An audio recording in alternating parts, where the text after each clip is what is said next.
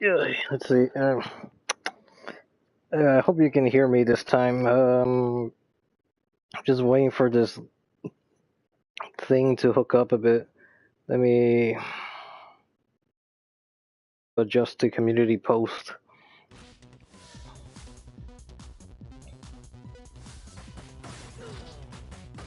Maybe I should have had the chat visible as I was playing. Just to let you know I was here, but yeah, hello Danny boy. There was also one person that recently added me in my anime list, and I hope he managed to get my message in time that I'm streaming right now. But Shiva, I really feel that his design, like, I don't know, I think his voice should be a bit more manlier. Oh, right, I can't do my usual tricks, yeah. Usually I throw the sigh, but it's not gonna work from this angle.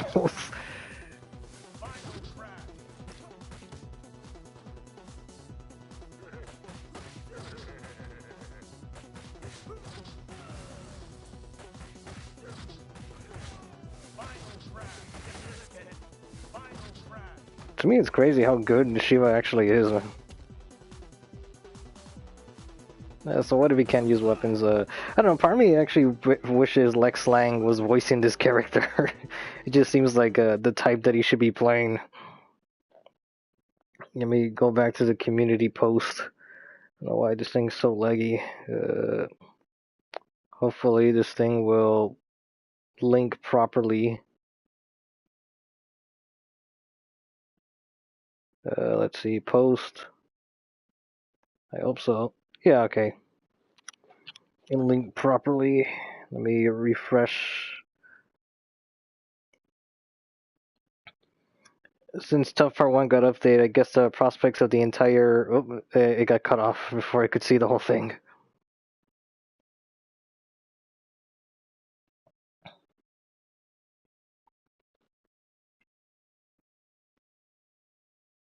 Let me adjust a bit more of the sound on my end so I could look at the questions. Yeah.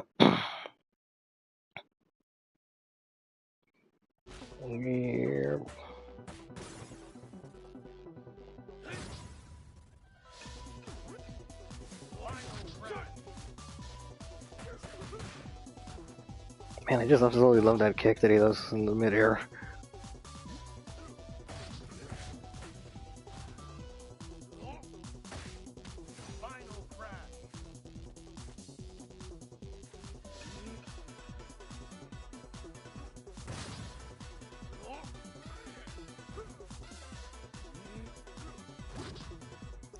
Yeah, I messed up there.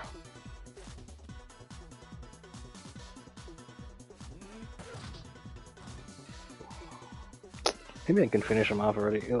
Yeah, almost.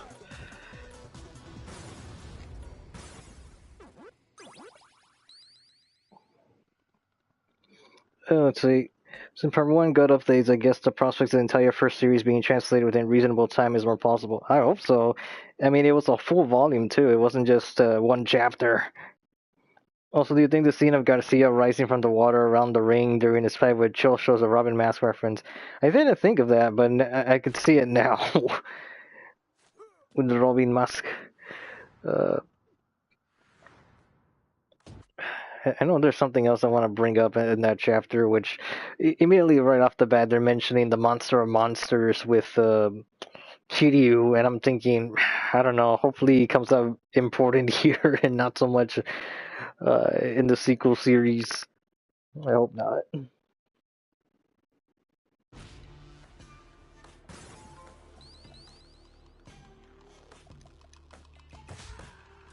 Let's see how this is gonna go down.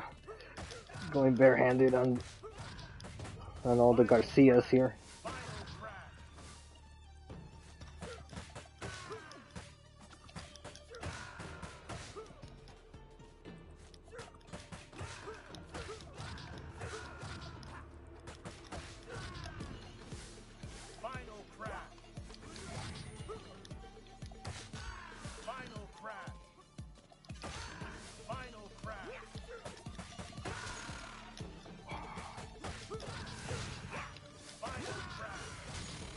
Oh, I should have gone upwards.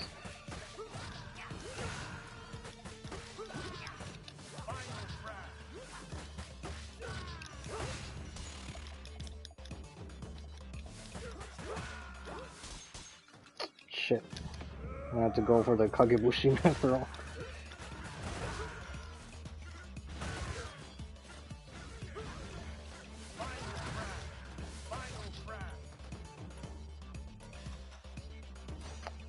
I'll just go to the other room.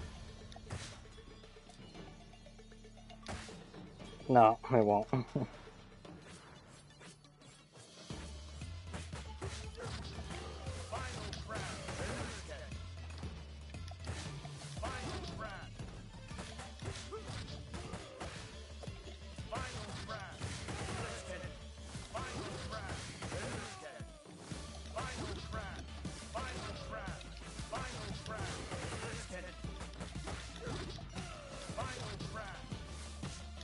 Ah. Oh, I thought it was... Yeah, okay, now I'm dead. And it's just like, there's hardly anyone left, too.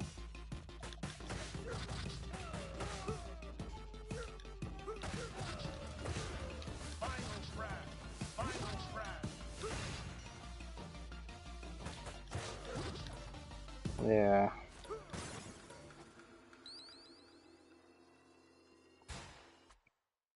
I hear part 1 is where Kiryu peaked with his fight against Ultron. We're reading part 3 and it's more organized.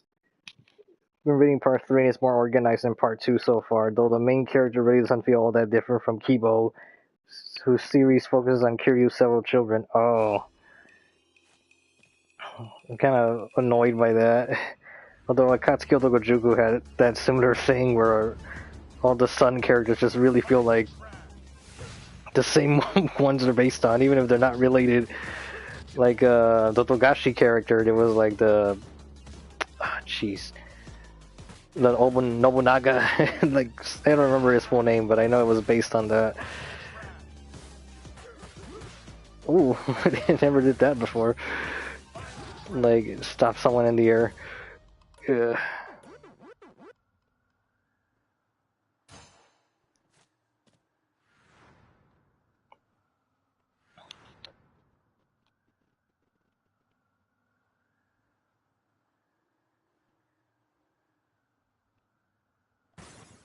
I really hate there's just nothing there. It's like, I'm pretty sure that vase wasn't originally there in the initial release also.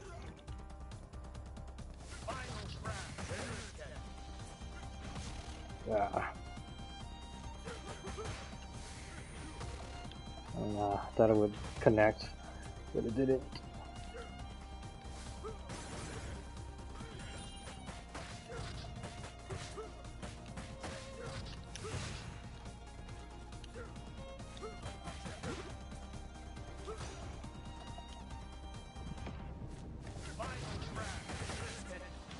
It's too early for that.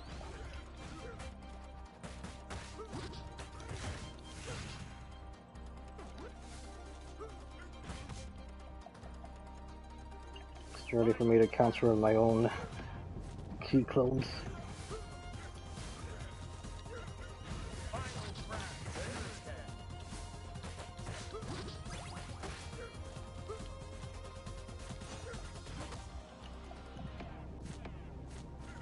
Yeah, okay, it's time. Shit, I guess I could have the chance.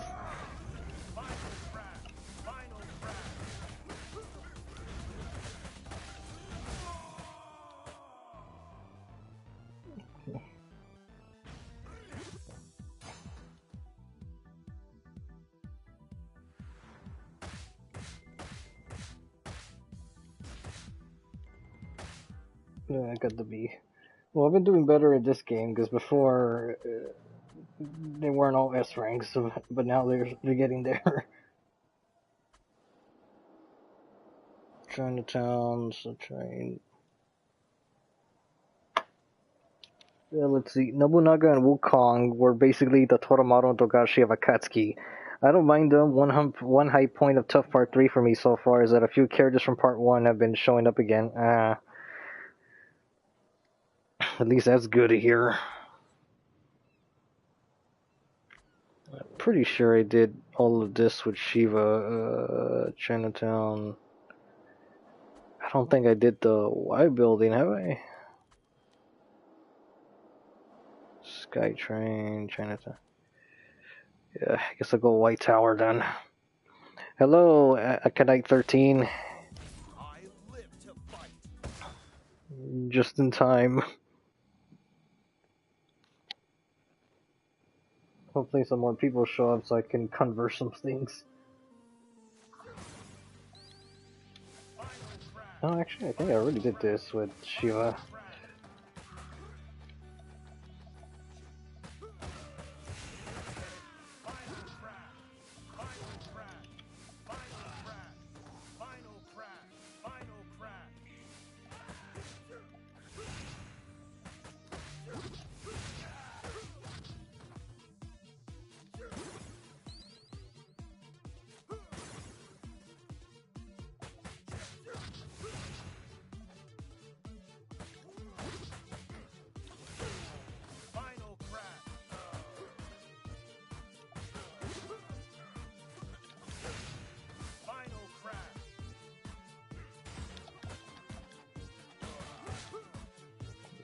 Well, I guess I'm grabbing it.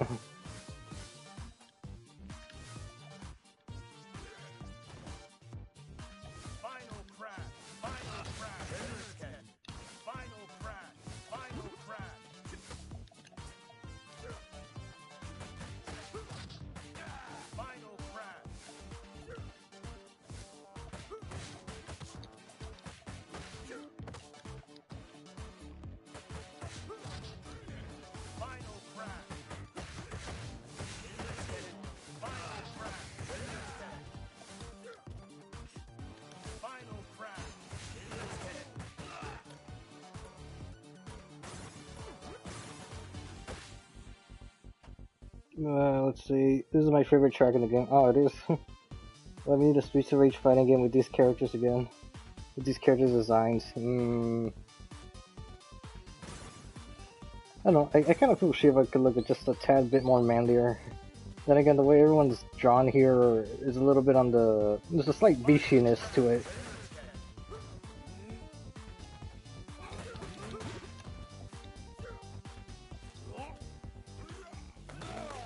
Yeah. What are you barking at?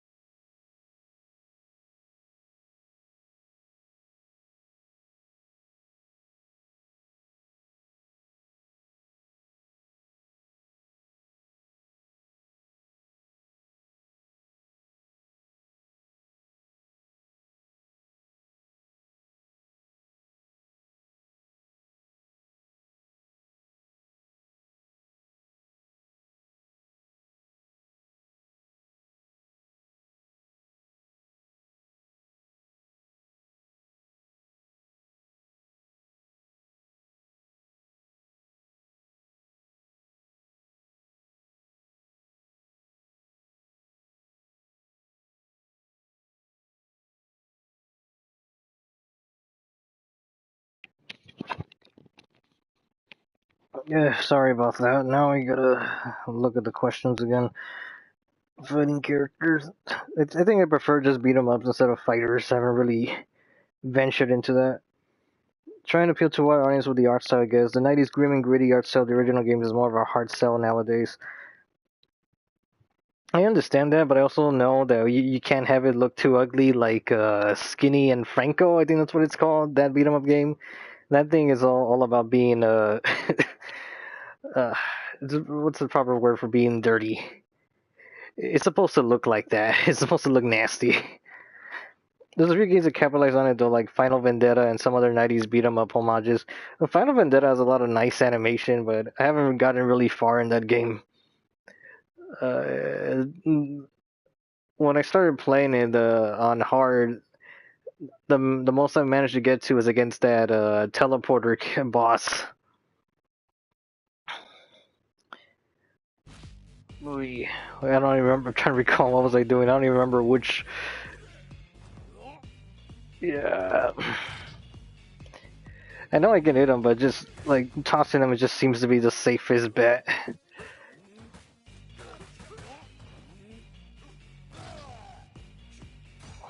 Eh, shit. That's weird. I was expecting the other one to show up, but I guess that's a little after this. Final crash. Final crash. Area. Ah, I did the wrong one. Oh, at least it got taken out already. That's surprising. I wasn't expecting that.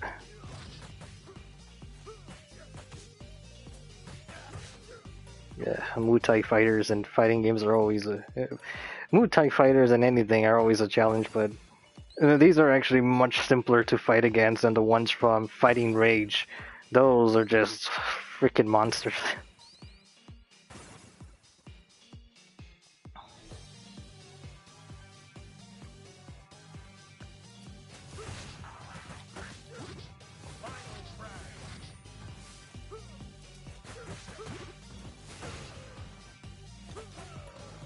Yep. Okay, don't wanna.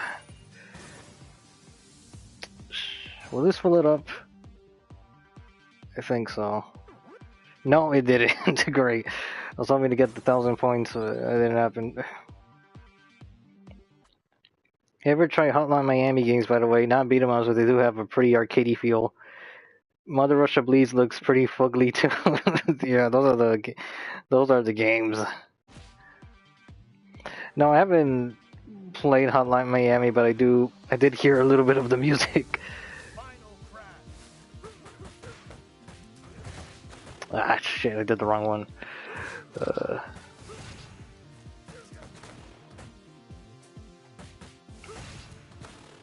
Oh, goddamn, why am I doing so much? I did better in other places, but not now, for some reason. I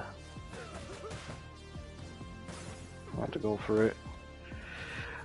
Lately, I'm starting to think that it might be better just to leave the elevators intact.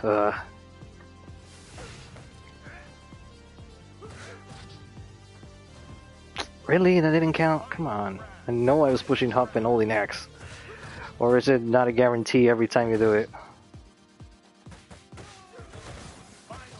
Ah, great. Yeah, that's why I didn't want to... I was trying to avoid breaking them.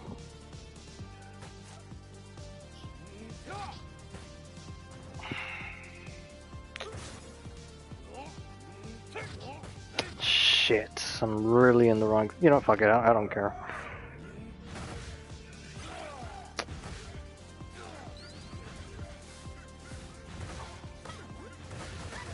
Seems like a good enough spot to use it.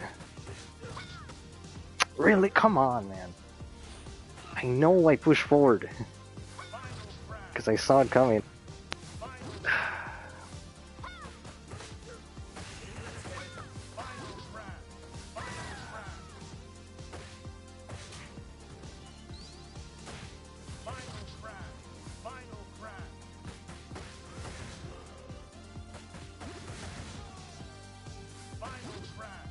I hope this is the only one left. Shit.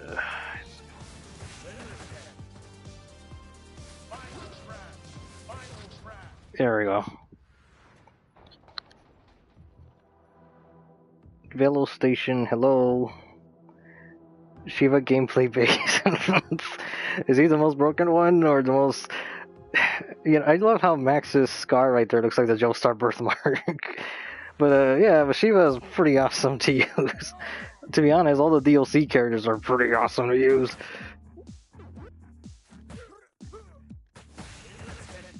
Come on, move out of there. So far, the bosses that give me the hardest trouble is Max and the one from the second game. I don't remember his name. It's like makes me think of Baron, and it sounds like a drink, but I don't know if it is. Like it sounds like bourbon.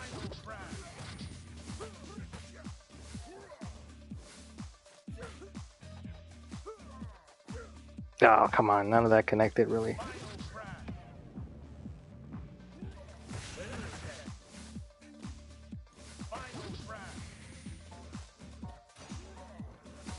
Ah, I went too early. Rock on! Shit, no, I wasn't fast enough. Ah, come on, yeah, there is no struggling with that. That is just like inevitable by that point in the game. In that second stage of his. Ah, yeah, I'm gonna end up taking a life. I just know it.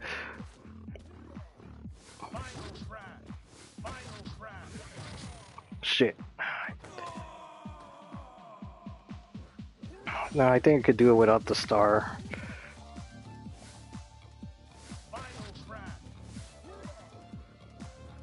I'm pretty sure it's part of the difficulty, but I really wish I could see his exact position. Oh, okay, that went a little quicker than I thought. Yeah, because you can't see the whole stage of the screen.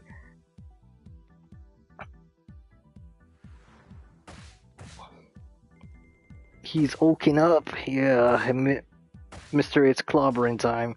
B, oh no. So far I only got in S's with Estelle, Shiva, and well, it varies per character. I managed to get a couple. Although I found myself struggling to get S's on normal mode for whatever reason. I don't know, it's because since the enemies are like weaker and I guess unless you juggle them, maybe there's just not enough enemies to score up the correct amount of points. I don't know. I guess I'll continue the Shiva thing a little bit. I think I did him with every stage except the last one. I haven't gotten the trophy for that yet. I don't really like any of the colors. Well, this one gives me a little bit of a Toki vibe. But I don't know if these are based on anything. I really don't. I kind of wish there was more color options than just those four. I don't need weapons.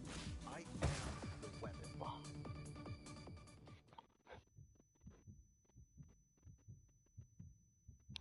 That boss needed to do a back jump and he would have been a territories wrestler.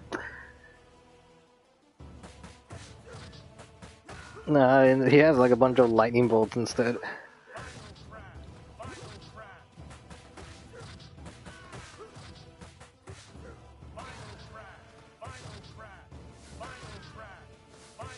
I'm just gonna go. No, that's it.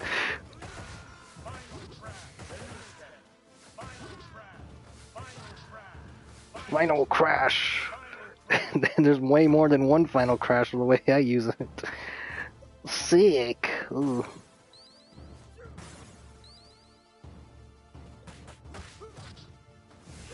Oh, really? Come on. That was off by a little. Kick me in the shin. Although it is a weird punch, the way he's like, it's almost like a, I don't know, like a cat. I'm not really sure what posture he's doing. I think I can still grab it. Yeah, okay. As long as I try to keep it in this area. Wow, I didn't reach her.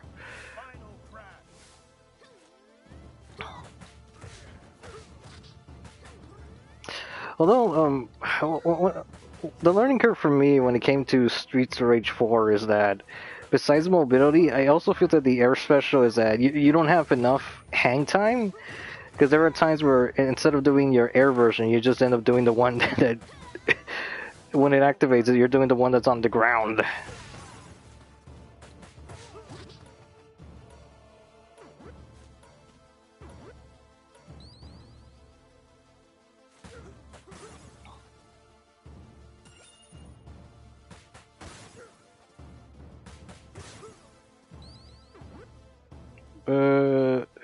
Let me look at the comments right now. None of those crashes are truly final, yeah. Thoughts of Streets of Rage 1, I personally didn't care for it. For one man, like, Streets of Rage 1 is what the first thing I ever experienced with Streets of Rage, and I was immediately hooked by its music presentation. There is some cheapness, especially when you're fighting against those twins, because that's the farthest I can get on that game. Once I fight those twins, and those twins do reappear in this one also, although as retro villains, not in the actual main story. Well, unless you're playing like Mania Plus arcade mode, I think, or Mania Plus Plus, or whatever the. Yeah, it's Mania Plus, I believe. I forgot. Although Streets of Rage 2 has greater visuals, and it just surprises me how it goes from 1 and 2, and like, phew, number 2 is like, it's like going from Asuna Joe to Asuna Joe 2 in terms of animation. It just looks so much nicer. Have you played Midnight Fight Express? It's like John Wick as a beat 'em up, combined with Batman Arkham games and gore. No, I haven't Arcanite, but I think I will have to look into that. I've only played Streets of Rage 2 and 4 so far. I enjoyed 2 though. I just like the gameplay of 3, but the controls and mobility and all that, but the music for 3 has been like infamous. First game is simple, but I like it. Only part I don't like is the Blaze clones. They're annoying to fight. Have you tried Splatterhouse as a beat 'em up? I know about it, but I haven't played it. And one can call the police. Yeah, you could do that with the part 1 characters in this game for the special, but you could also change it for like better things. It's probably because I kept comparing it to the TMNT beat 'em up, which is kind of unfair. I'm assuming by the comparison you mean the old ones, like the Turtles in Time and the Manhattan Project. Those, because I haven't. Well, I did play them once a long time ago on the actual arcade machines, but I haven't gotten the Cowabunga collection. I did play a lot of Shredder's Revenge. I didn't get hit at all. I usually get hit against that trio of enemies. Oh right, I can't.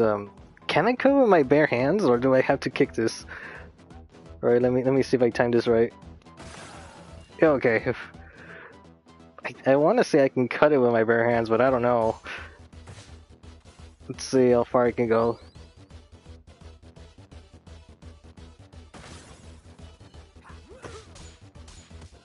Did the chandelier drop or no?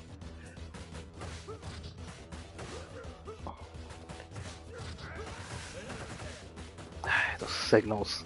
What hit me? Fucking get the... Don't throw anything. Where's the help? Shit. Fucking hell. I thought it was in the armor. It was actually in the candles. Fucking A.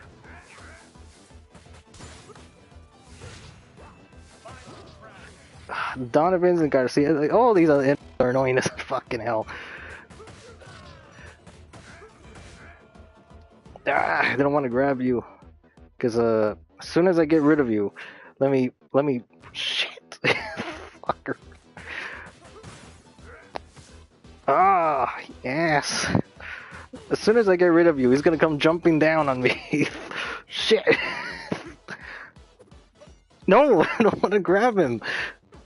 That's like the one negative about any beat 'em up about getting close to enemies to grab them. Is that you? Oh my god! I'm gonna do the special once more people show up. Fucking hell! Because fighting against the freaking Kubo.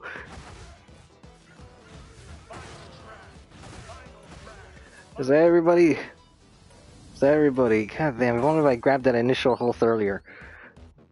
Fucking hey.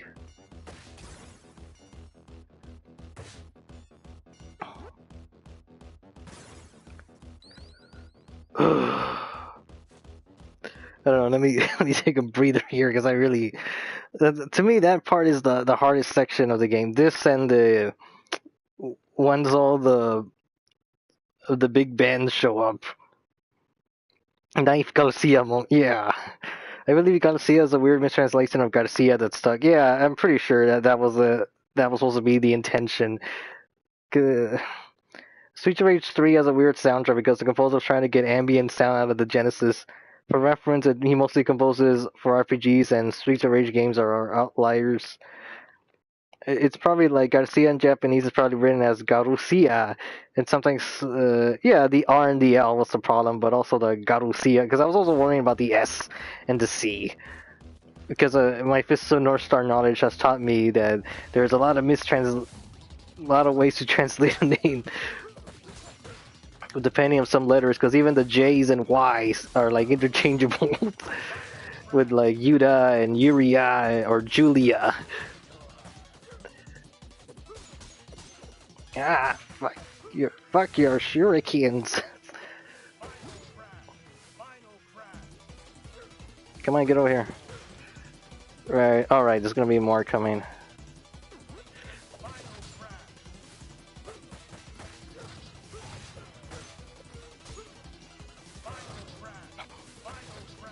I don't know, this, like, they really should change the name of the Final Crash. Because it's never, it's never one. Here it comes. You know, I think this version is more difficult without the wrecking ball in the middle, because in the very first release of the game, the first build, whatever the correct terminology is, there was a wrecking ball in the middle of the stage. So there was an opportunity for your enemies to hurt themselves more. Even though, you know, they could hurt, you could hurt yourself too, granted, but at least the enemies are in the same boat as you. But fuck, man. Because this is a shit of nightmares. Final crash, final crash, final crash. And I keep thinking to that one Sonic Paradox joke about Dr. Eggman outrunning Sonic and oh, please grab that, grab that, grab that, grab that. I'm assuming it's the ending of Sonic 2. I don't recall. It's either 2 or 3, but I'm pretty sure it's 2.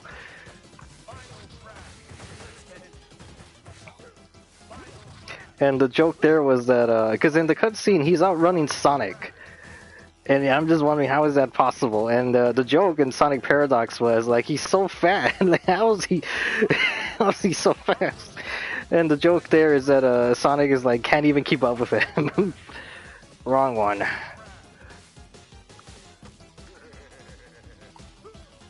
Shit, I didn't make it in time. I think there's still another wave. Because like even the music gets super tense in this section. You're the dan like, oh. Oh, okay. Yeah, the final crash is like, I've seen people use the other move instead of final crash, but I'm thinking, no, final crash is the way, man. Like, I don't care, you can do Mania Plus and I can't. I'm pretty sure final crash is the way to go. Come on, get over here. It'll be embarrassing if I get killed by you. Alright. Now I can grab and get points out of this. Life and 3,000. Extra life and 5,000. Oh, because I'm gonna need that shit. Because Miss Y to me is like way more difficult than her brother, like Mr. Y. And it's strange too, because he's long range, but she is mid range, and I'm thinking mid range is actually deadlier than long range. Because I can't even get close enough to her. As I just said. Oh my god, this little... I don't even know how old this person is. I don't know, she kind of gives me the impression that she might be underage.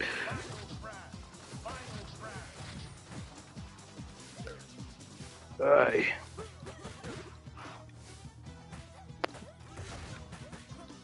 Come on, final crasher. So far, I haven't been able to time this right. Ah, fuck no. I was able to time the first one, but not the second.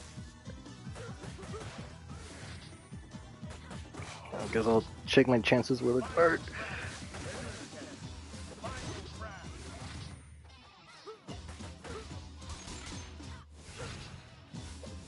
Ah, fuck. I made it this shit worse for me. No! Come on, make it. No! Shit! Ah. I should have made sure to take out one of the guards first before I went for the second one. God damn, and I don't have full health either, because if I had full health, I could have gotten the points for the try to get another life. Well, at least I could enter the rest of the fight in full health.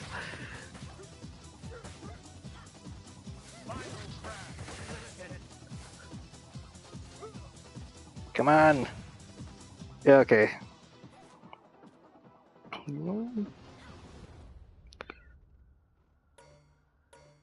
I say nay to your shurikens. That's not how you throw shurikens. Oh, let me look at that. It's probably Garcia in Japanese, probably written as oh, I already read that. I hope we get another Streets of Rage and a new rumored Final Fight game. I would like another Final Fight. But Streets of Rage, I think 4 it's fine where it is. If they could make everyone run, then I'm okay for Streets of Rage 5. You're interested in 3D beat 'em up games like Devil May Cry or Yakuza? I need to play Yakuza because I have 2 games downloaded and I haven't touched them. Because my only experience has been through Fist of the North Star Lost Paradise.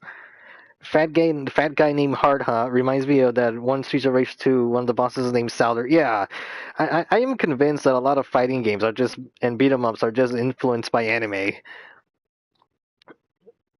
Because Hart is obviously Mr. Hart. There's also a Mr. Hart character in Golden Axe, where he looks exactly like him, just with like an axe and some more shoulder pads.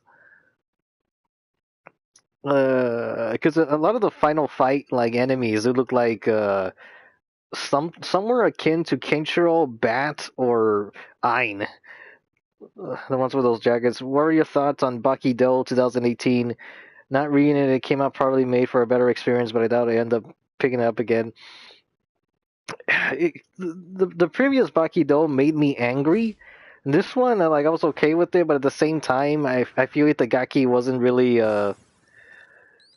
making a good point and making sumo interesting. It looks more like he made sumo wrestlers more like glass cannons.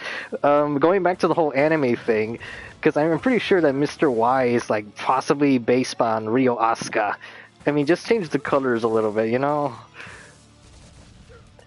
Especially with the whole gun thing here. Ah, fuck. Many crashes. Come on, connect! Connect! Connect! Ah, shit, that was on me.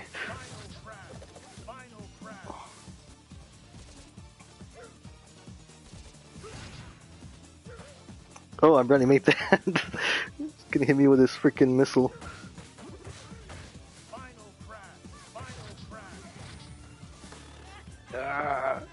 Yeah, I guess I should go for some health and stars. Oh, okay, I wasn't gonna go for the full health, but now I need it. Shit, I really hate it when I get grabbed by her. Because whenever the animation takes time like that, I always feel like there's a way for me to get out of it. And I'm not close enough to any of those grenades to pick them up. There, okay. Moonwalk away.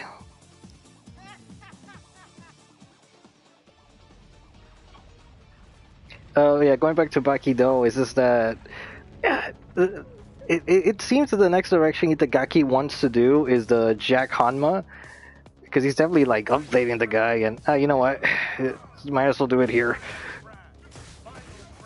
Bound to hit something.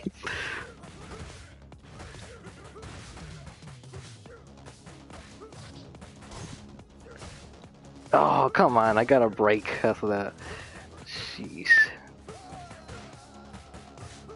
Yeah, fuck your shit.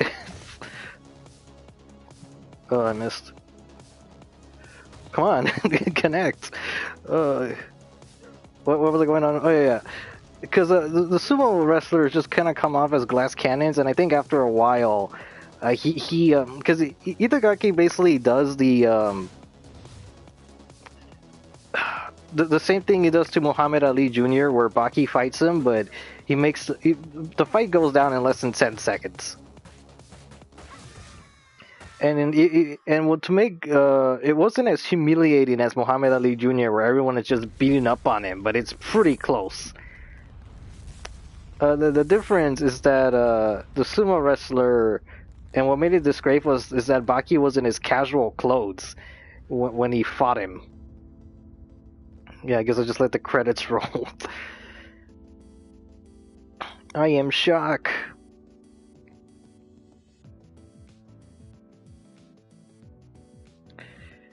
He legit goes Kensho when he does that super Final Fight Revenge, yeah.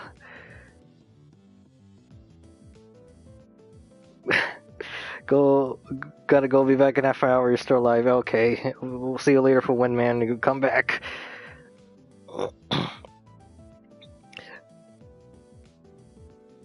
Then the opponent gets hit suddenly. I remember being so shocked when I saw that. I was half asleep too. Lol. Guy can throw ninja stars and go invisible in that game. There's a Final Fight fighting game, believe, and Cody's line of defeating someone with a special is "You're already dead." I would have to look that up.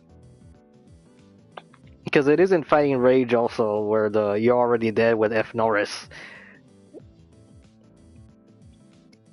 You know, that's more of a modern beat 'em up in 2017.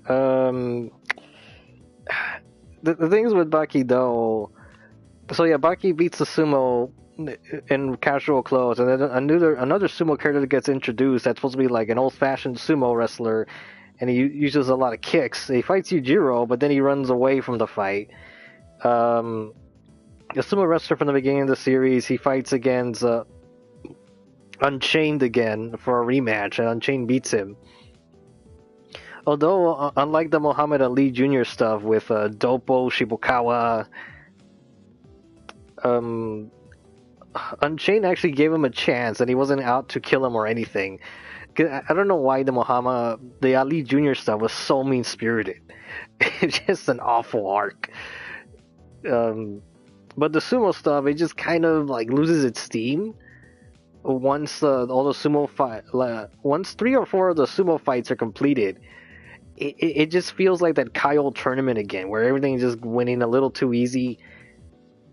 Especially when by the time you get to Katsumi Orochi, the only reason he loses is because he forfeits on purpose, just because he felt like satisfied with the fight because he learned something. The same thing goes with Hanayama, because Hanayama was just casually beating up the guy. Not too mean, obviously, but the way he fights him is very casual. Because he was gonna light a cigarette and he didn't realize, oh, the guy got back up, and that was pretty much a confirmation that none of them are really like putting that much effort into what's going on right here. So it just really felt like the Kyle tournament again, and then by the very end, Jack Hanma seems to be like the most interesting thing out of this new series. But the thing is, he's also the reason why the sumo gets disgraced, because he bites off his pinky. Although Jack is like a total freak in this part of the series, because now he has elements of cannibalism, because he swallows the pinky. And then he also mentions that he eats spinal cords out of like some animal. It's just then the titanium teeth and all that. Like Jack Hanma is just I'm especially thinking that there's got to be something coming up with Baki Part 6, because even though Motobe is still around, Motobe was sort of suggesting like who to win in a fight now, like Pickle or Jack, and that's the very last chapter of the series. And the thing is, Pickle also shown up in the like second to last chapter. He just like reappeared again with a ponytail, and he's still scarred from his fight with Musashi. Although Pickle shows up in a park with a tanuki and some other mythical animal. I forgot what it was, but he just has them with him. I think it was a fox. It probably was a fox of some sort. Let me think. Was that everything that happened in Bakido? It got like underwhelming the more it went on, and ironically, Jack was the most interesting thing about it. Like, whenever Yujiro shows up, it feels like a tease because like he really doesn't have nothing to add. And of course, there's also that infamous chapter of the whole, because he even declares that he was gonna rape Tokugawa, like if he wouldn't shut up. But then Tokugawa starts blushing on the whole idea. Once again, there's also the president stuff with Trump and Biden, doing the inaugural like surrender to Yujiro. Also, Hillary Clinton was in there also, but yeah, Bakido 2018 is sort of. I also wasn't liking the art style because there is a change in characters' faces. Everyone's like looks. There's a little touch of feminism in their faces because a lot of the time they're smiling now, but also their necks got like a lot thicker than usual, to the point where there's almost like no separation between the chin and the neck. It's a really big gap. Yeah, okay, I got the trophy for that. Rank A, really? You couldn't give me the S. Is it because I died like in that second section? I swear that second section to me is more dangerous than like the whole freaking stage.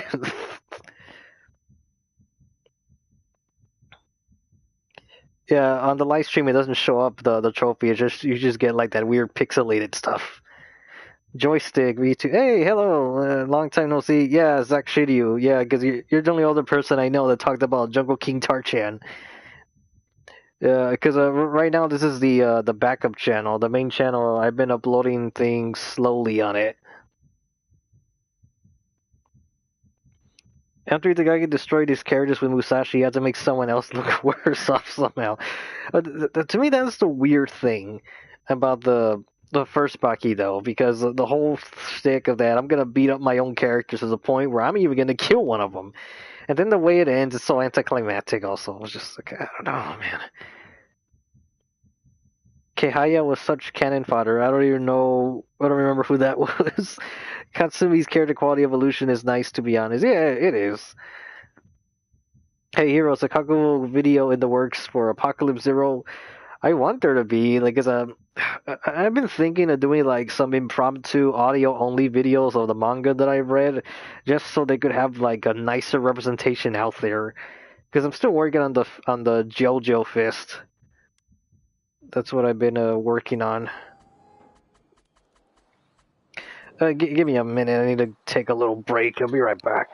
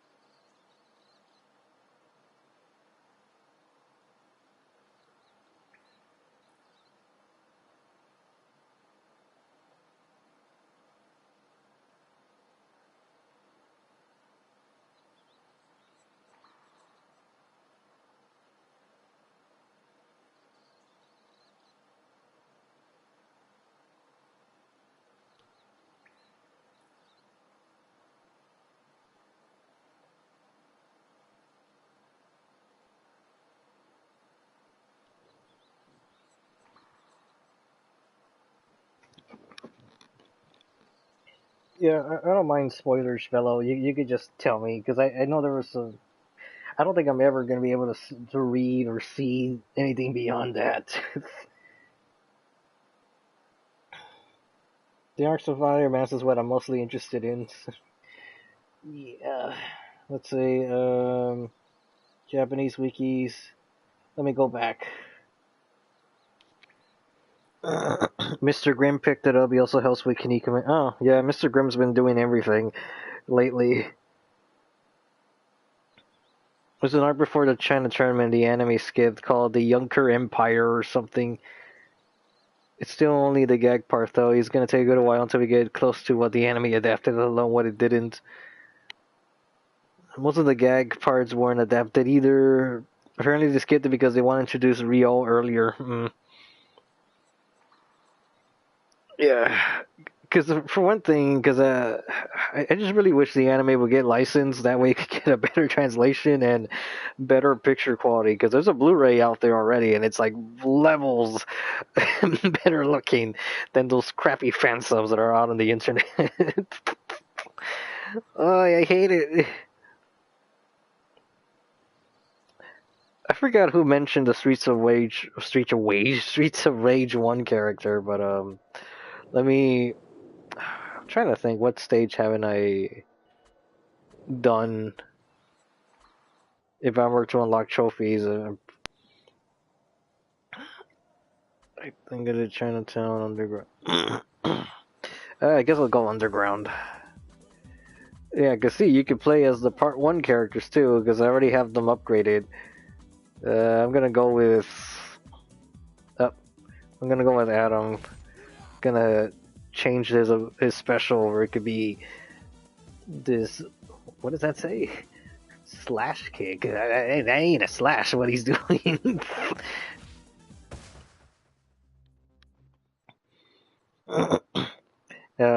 We have time travel.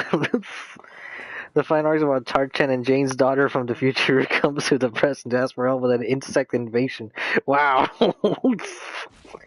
Man, you gotta go out there. I mean, we already went to places like with vampires and clones and like cyborg wrestlers.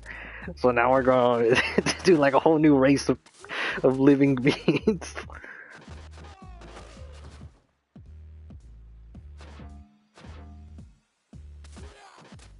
The thing is, like, I think Axel Stone is the cheapest one in terms of, well, not cheapest, the crappiest one to pick because of his air attack. There's hardly any freaking range on that thing with that knee of his for Part 1 at least. Like, Blaze and Adam like have way better reach when it comes to their attacks. Come on, get over here. Here comes the girls I hate. Oh, the greats. The freaking apple went off screen.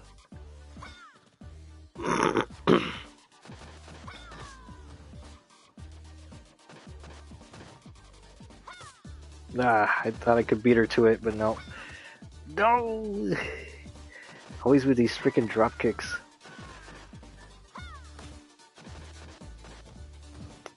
It's too early to use a special. Oh, fucking. Oh, right, there's health there, duh. Let's say there's between a rock and a hard place, and I don't know what you call this.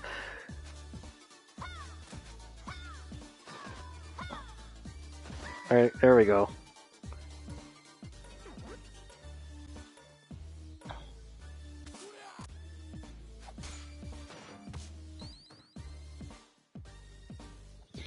Like, to me, the beginning of the underground level is just very, very slow to me.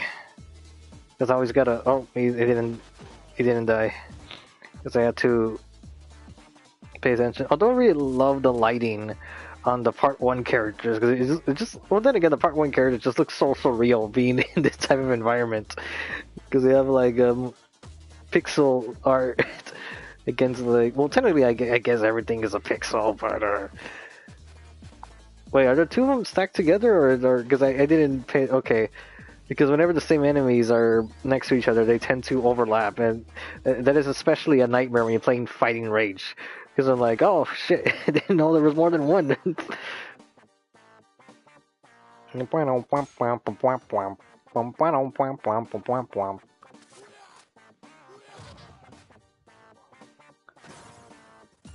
Star.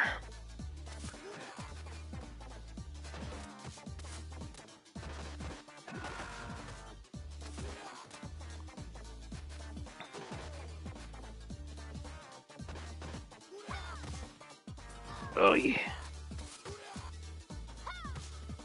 Crap. No, I don't know why I was trying to go for the money I shouldn't have. Yep.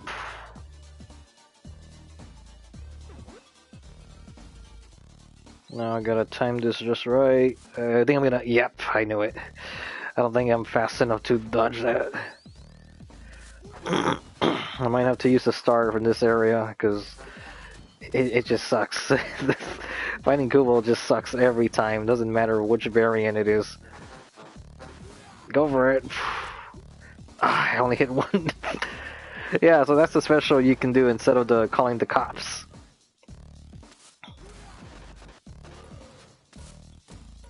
Or it's just this random ass like rocket kick.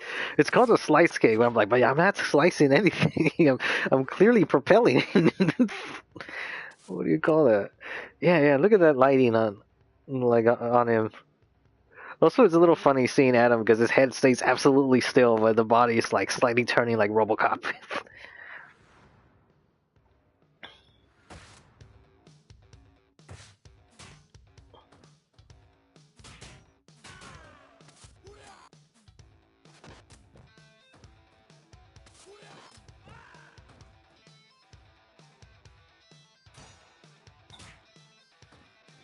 Yeah, I'll look into questions in a bit. Let me. Oh, he's not done for the count. Now he is. All right, let's see if I can actually get a taser.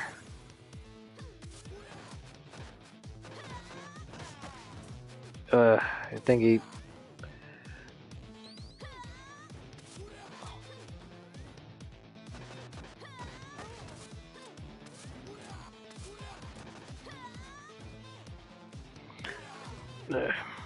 Also, I'm surprised at how. Oops, no, I didn't do it right. That a charge attack can actually has like a lot of knockback. That you could even smack into enemies that way, but now I can't do the example anymore.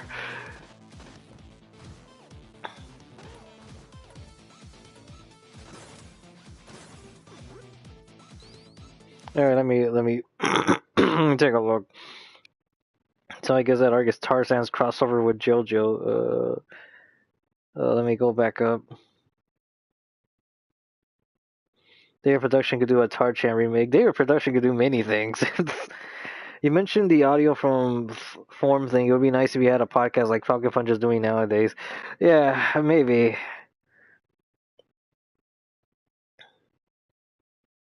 Let's see. Time travel, still one of my favorite anime. The show got out there to the point time travel is the next natural step. I wonder what's the next natural step for Baki. Iron Master will appear in the manga after his arc. Right before the final one is about some Egyptian warriors getting revived. It seems interesting, honestly. The main villain looks like a Pillar Man. That makes him very popular on fan arts of that kind. Also, Matt actually dies in the manga. One of the Kogan brothers, the anime, spared him. I'm guessing that's the one that's doing the whole like tournament thing, right? With the when we supposedly find Tarchan's real family. I'm assuming is that. The Raws only go to the Egyptian warrior. Bomb Rush Cyberpunk. I'm gonna have to look that up because I don't think I heard that one. How was Vinland Saga for you? I think season 2 is much better than season 1. Has a lot of genius moments. So far, season 1, Baki's next step is probably going to space. Mobile grappler Baki Hanma. But so far from Vinland Saga, I am not liking it because I don't see why Thorfinn has to be so honorable towards his father's killer. I don't know why he's seeking his approval. And the thing is, the episodes themselves comment on why he's not like killing him in his sleep and all that about like because he's honor bound. But I'm also thinking like Thorfinn, like why is this guy even worthy of your honor? Because you're killing a lot of unnecessary people to get to this point, and the more I watch and the more like they comment on these things, I'm gonna have to look through my phone. The more they comment on these things, the more I think about it, the more I feel like it's just like a really juvenile format of displaying this scenario. Oh, I thought I was on pause, so I wasn't. Yeah, I need to turn this off and look at where is my phone? Oh, here it is. That way I can look at the questions this way.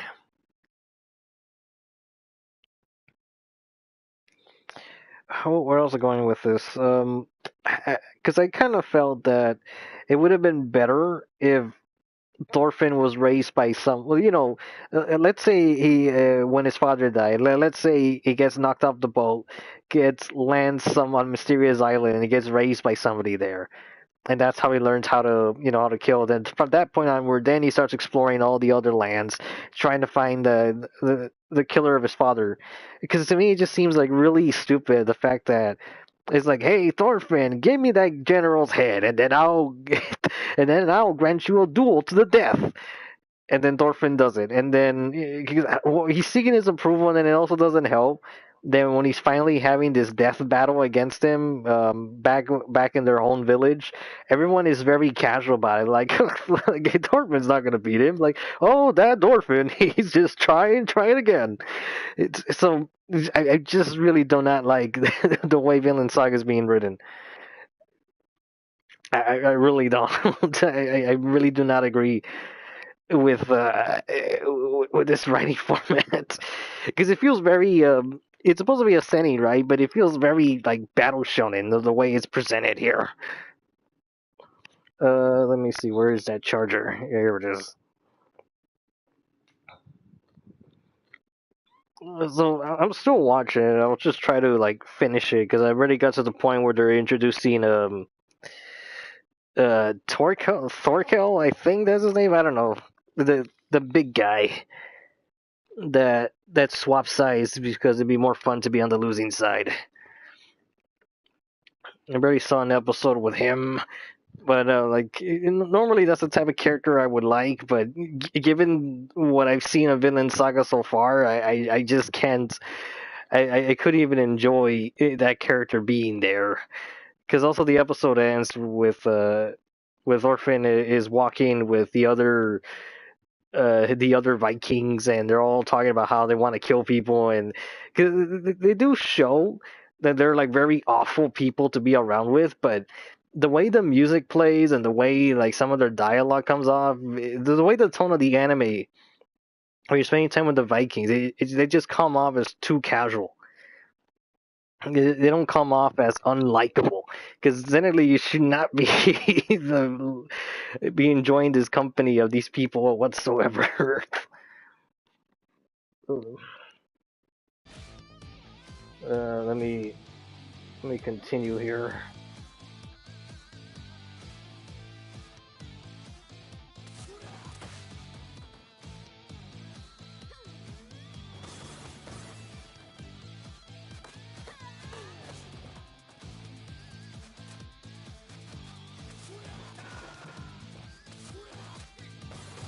Ah, freaking drivered me.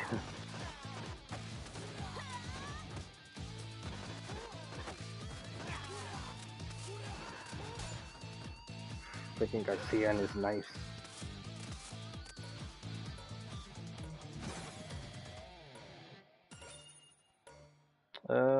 Where's the taser? There it is.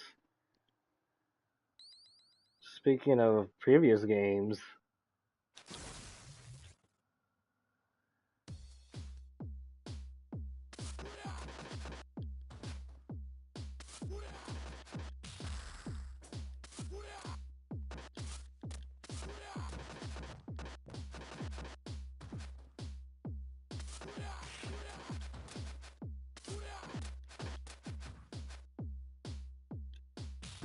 I didn't reach, really? Come on.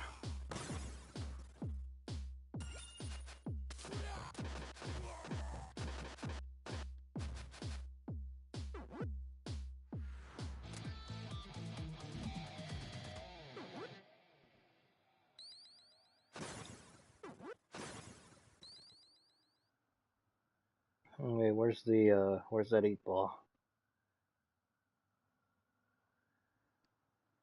No, that's not it.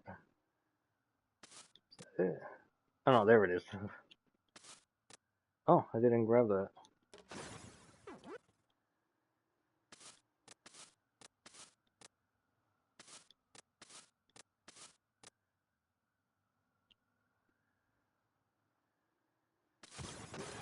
Oh, okay. I thought I wasted it. I'm actually surprised that there's some items you can actually throw in midair. So I know you can do that with the grenades and some of those explosives. See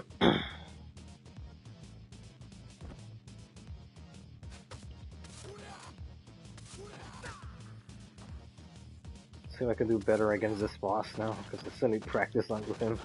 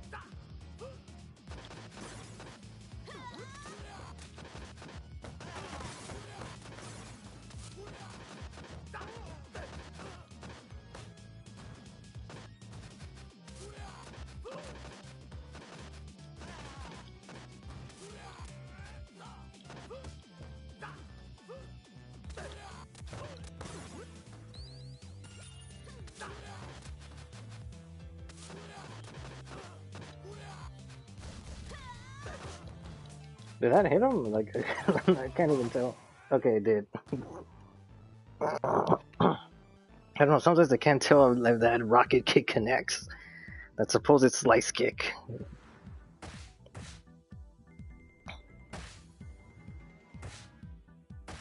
Let me see.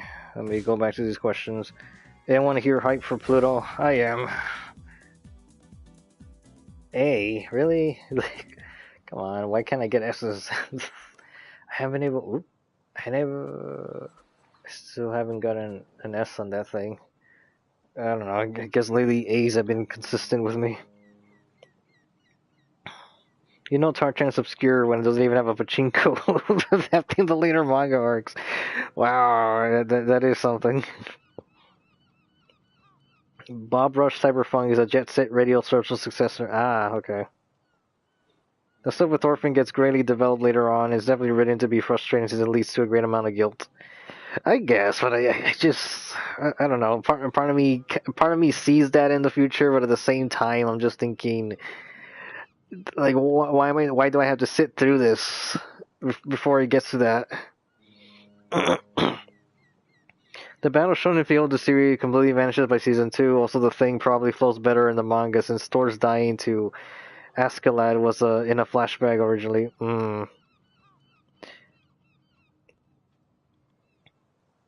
I was thinking about watching the anime with my parents if it gets a Brazilian dub. For Pluto, I think it's fine. I don't recall anything sexual or grotesquely nasty or, things that are just weird for anime. Kind of like Berserk, where it starts with a Black Storm's arc in the manga, but the 90s anime that went straight to the Golden Age. Want to see the Greek gods of boxing. I mean, the piece of animation manga. Thor Mendeka got pachinkos. Black Angels couldn't get that. I love the Streets of Rage franchise, but I still haven't played 4. To me, the learning curve in 4 is just how to move.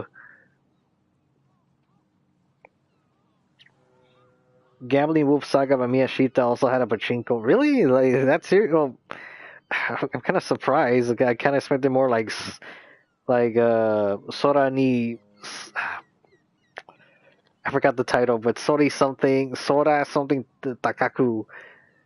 I expected that to get a pachinko. I finished Zenki recently. It doesn't do anything groundbreaking, but it's a fun ride with awesome designs and a top tier Kageyama openings. Ah, okay. Not gonna lie, I still understand why Rini Kakero didn't get an anime adaptation back in the 80s. They could have the full fight between Ryuji and Kenzaki. I don't think any of the other arcs really mattered after much of the World Tournament. That's still another manga I gotta look into. My parents like Astro Boy and stuff like CSI, so I think they will love Pluto. What are your thoughts on Sora Yori Takaku? I've been dying to know. Oh man, to me it's like hard to talk about because there have been times where I've been wanting to like make a video about it, but at the same time, because I never been so conflicted with the manga that just goes everywhere.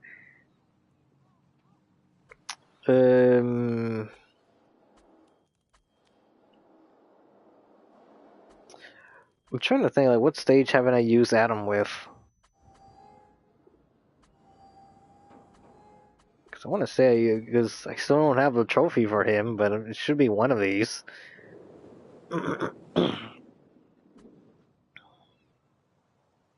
Yeah, I guess I'll go for Old Pier. Like, hopefully I can get an S rank out of that.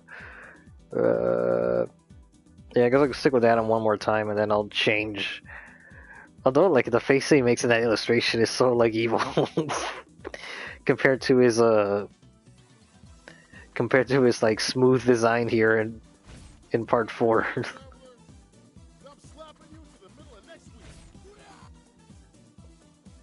Let me go back to the questions. The Rinka Kiddo didn't get adapted back in the 80s specifically because Kuramada simply wasn't interested in getting an anime. Do you think a theatrical 80s anime could have improved R&K?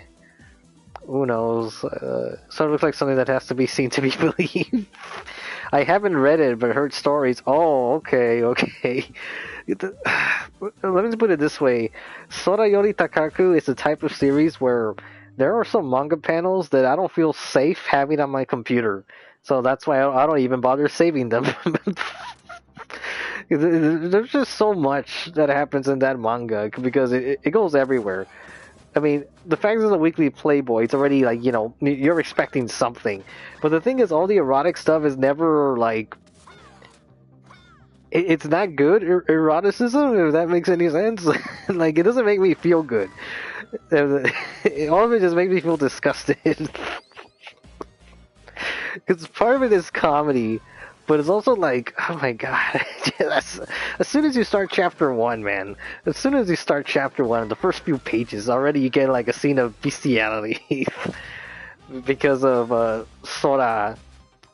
I think the main character's name was Sora, I don't remember anymore. The freaking Toramaru looking guy. Because in the beginning of the manga, he's actually bigger. And then as the chapters keep going, he gets smaller and smaller. He still has the muscle, but he's like a smaller character. He's like a pre-Edejima, young Edejima design. Because he is like that type of stature. And like the Sung Wukong design for Akatsuki, that's what he kind of looks like. Because when the series first starts off, he just basically looks like the regular Toramaru. But where was I going with this? There's just like a lot of weird scenes in there, and just it's because whenever it's trying to do a dramatic story, it just gets like ruined by whatever weird pervy theme Yashida thinks of, and none of the perverted stuff is like hot. Let's put it that way. Nothing of it is hot. Because even the way he draws like naked women, it's sort of like borders on. It doesn't quite look right. Like, because I guess he just never really knew how to draw women. Because Yuteta Mago also seems to have that problem. Although I am actually kind of surprised that Itagaki actually could draw girls. Because I remember when Baki's mom first shows up, she's actually like very curvy. But I'm trying to think. Okay, so in one example of Akatsuki doing like, Akatsuki, Sorayori Takaku doing like that weird shit, is that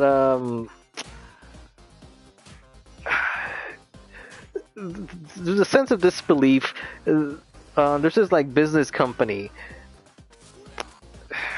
Like I can't even talk about it. There's this business company that's like trying to compete with some land with some like yakuza, and in order to settle the problem, they decide to do a love hotel situation. And the thing is, the love hotel is actually meant for girls. It's just for guys. Basically, girls are the ones going there in order to like get laid, and there's only like 4 guys available, which is like Sora himself and 3 of his friends. Like one is like a handsome businessman, one is like an old man, just a tiny old dude, and the other one's like a sumo wrestler. Yeah, it goes back to the sumo. But the thing is, like, the shit that happens in that, there's a lot of fugly girls, but then, like, in terms of making things comedic, they're not making any progress because, like, the women they want to show up, I probably shouldn't have grabbed that health, but I don't know, maybe oh, whatever. Well, it won't matter if I don't get hit. Yeah, not today, Garcia. Get away from me. Oh no, I need that taser. You better not freaking fall off. Alright, so anyways,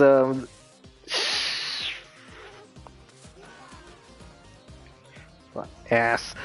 Anyways, they're not making any business. So what happens that they get happy because out of nowhere, some guy shows up and they're saying, well, there's a woman that would like to have sex. Oh yeah, bring her in. Like, well, the thing is, she's not exactly a woman, and basically, it's like this female orangutan shows up, and then she grabs like one of the guys by the dick, and she starts fucking him. And the one that's getting screwed is the old man, and the old man is actually like having a good time with that. And the thing is, all of these events are drawn in like absurd detail. So it's just like there's a lot of moments like that where the manga is just like, what the fuck am I reading? but then it'll randomly have some manly ass moments too, because there's this one scene where there's a bear that was trying to kill Sora, but then the bear was gonna like fall off a cliff, and then he feels bad because Sora finds out that he's like a father, and at the same time there's like a hunter that's trying to like kill them. So like, because the bear is hanging on a cliff, Sora can barely hold on to him, but he can't like, he doesn't want to let him go. So the bear lets himself go on purpose, so Sora could save his children. So it seemed like a manly death scene, but then the bear survives the fall. So it's just like, oh, okay, never mind then. Like, it's also like there's also scenes where. The thing is, the amount of sex that's in this manga, it's just like none of it's like pleasurable. All of it's like disgusting. Because the way Miyashita draws his women, they're like, I don't know, they're like their waists are good, but their faces are like there's something a little off about them. The way he draws breasts is similar to Go Into Guys, where they look more like implants than look like natural breasts. It's kind of weird because the overall body shape is kind of right, but just the faces are kind of, it varies per character. And then I know in Akatsuki, Otokojuku, and the Edojima stuff, all the women are drawn like they're too like ridiculously proportioned with their cup sizes. And then they go into detail with their with their middle region. Yeah, I don't know. Sorayori Takaku is just so it's so over the place, man. I'm surprised I can focus on talking about that manga while I'm freaking playing this. See, because none of the women look hot like this, like Estelle here, or like Blaze. All of them look like a little weird. And I'm surprised the guy landed so many hits juggling her there. Like Mrs. Stella Gita here.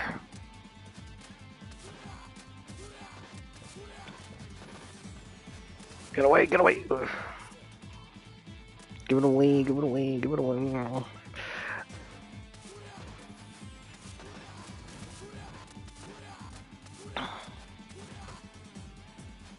We all could go in a straight line. There we go.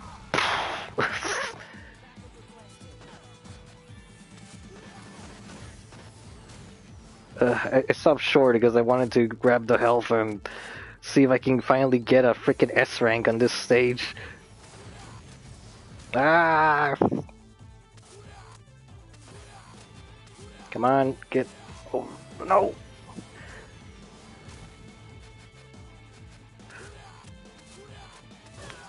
There, let's see what I get. Because there's some scenes where Sora transforms to his demon form, and that's where he gets like manly as hell. Because it's a good design, but it's just with the context of the situation is all just. No, really, a B? Come on. Jesus, man, what do I gotta do to get a freaking S in this freaking stage? Do I gotta use two specials? Two of my star specials or something? Oh, fucking shit. I know I did White Island. I'm sure I did the airplane. I know I did to the concert. I did White Tower earlier, right? I'm gonna have to look in the screen because I don't remember anymore.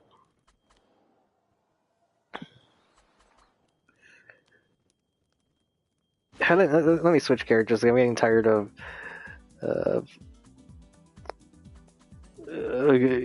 just jumping with these guys. Let me look at the questions and see if anyone said anything else. The gorilla. What the hell? What is this manga? Even going to guides and go that far. Ojoku, by the way, technically a sequel to. That's the weird part too, because Soriyori Takaku does have like canon stuff with Otokujuku because of Edejima, and then you see all the characters with their jobs. And also, it shocks me how much of an imperialist Edejima actually was. I'm thinking, no, the signs were there. I was just too naive to know. Hello, for one man. I'm surprised he came back with this. I mean, you see these women have bug eyes. Yeah, I think that's probably the problem. I'm convinced a few women in early Otokojuku were guess drawn by Tsukasa Hojo or something. It could have been assistants drawing like the women characters, really. Like the chapter cover when they're on the beach. Miyashita can draw women like that. You ever hear of a PS1 game called Neketsu Family? It's meant to be a tribute to old arcade beat 'em ups like Final Fight. I don't think I have, but Gona Guy can't be topped on bizarre content. I don't know, Himo Kim. Read Sorayori Takaku, man. I'm disgusted by this. I wish the guy and Yuta got to cooperate on the manga together. Well, guys, gotta go now. Later, Joystick. Or Zach Shiryu. Man, you don't need women for a boys manga. It's quite late where I live. Sorry about that. It started even before Fist of Nostra. It really does have a lot of similar feels. How were you supposed to recognize Japanese imperialism? Well, because I noticed that in the manga, all the Otokojuku teachers and instructors, they have like a military uniform. But in the anime, all the uniforms are removed and they're changed to wearing something else. And then, the whole idea that Edejima is like, oh, we would have, like, well, on his stances on World War II, because he was in that. Then the way he's, like, upset with current modern trends and Soriyori Takaku, because he doesn't even like the fact that a lot of Japanese men are, like, dyeing their hair, or the fact that they're mixing with other races, non-Japanese people. So, there's all that stuff going on. Let's pick Rue. I think Rolling Kick was the one Yeah, I think Rolling Kick is the... Let's stick with Rue for a little bit. Oh, I didn't even know what stage I picked. Oh, okay.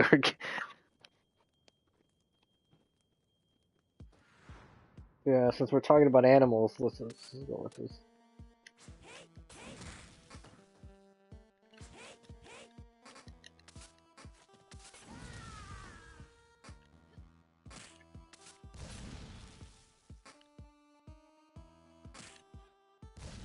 Oh, shut up.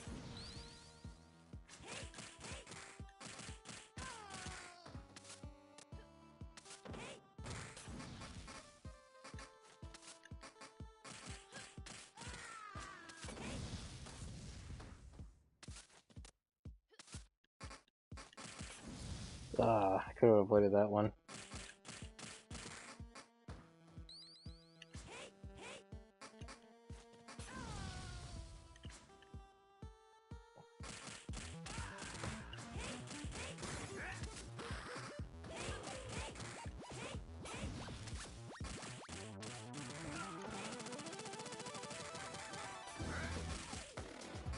Ah, push me.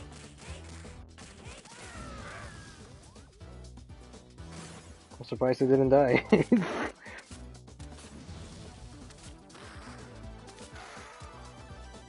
Can I pick up anything? No, I can't.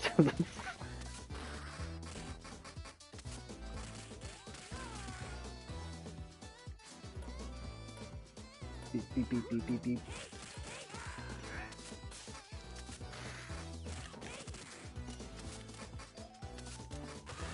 Ah, I wasn't paying attention to my health at all. So, get away from me.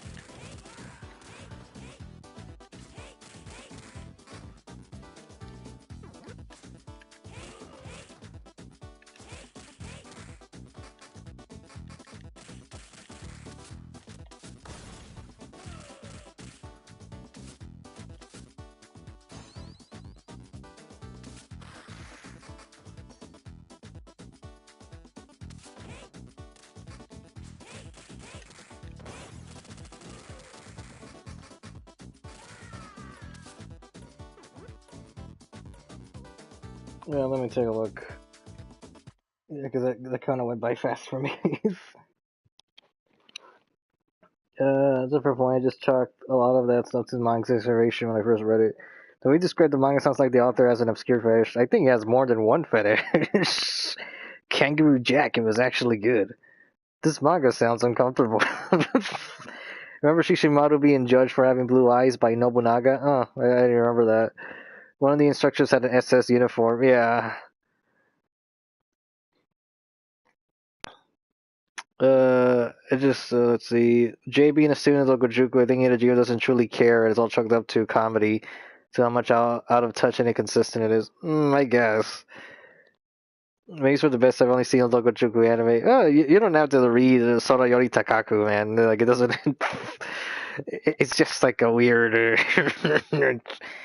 There's none of that stuff in the Otokojuku manga. Like the part one series doesn't have it.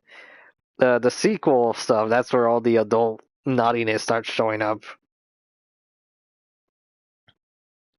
Oh, hey, Dr. Funk is here. I was so busy what they're writing in the comment, I only just noticed that's a kangaroo. That's amazing. Oh yeah, because you're gonna release the Cutie Honey Abridged tomorrow, right? If none of you guys have seen his content, you should look into his Devilman Abridged and JoJo actually the manga bridge that he's done. So that's another. Oh yeah, Dr. Fung, do you do all the editing, like the manga panel, like masking and all that stuff, or is that someone else? Because I kind of would like to know like how much work you put into it. Like, do you do like everything? I mean, I'm assuming you do. Yeah, okay, yeah, you do everything because you also write the scripts and all the editing. Because I can relate to that.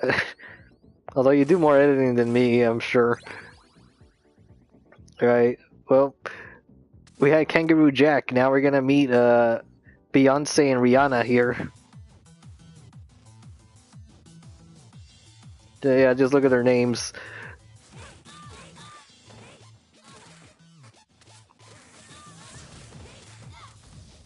Uh,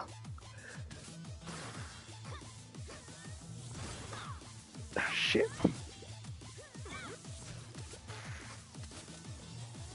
Got a hop hippie. Yeah, that movie tricked everybody. I thought that should have been a crime. Oh.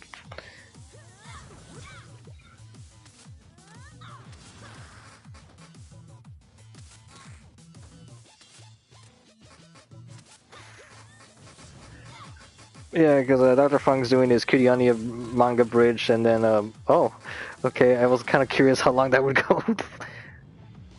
Oh, wait, I forgot, I have my own freaking star special. What's my star special? This.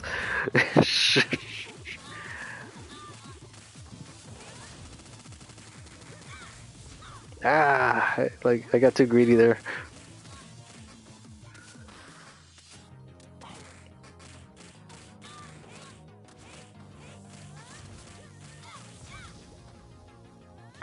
Actually, I don't even know if he can die. I don't think he can because I don't see no health bar.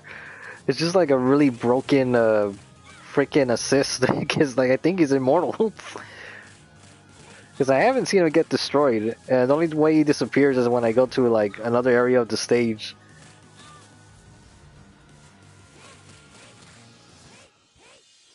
Yeah, like the guy's name is Bruce. Because these two characters are like enemies for part 3.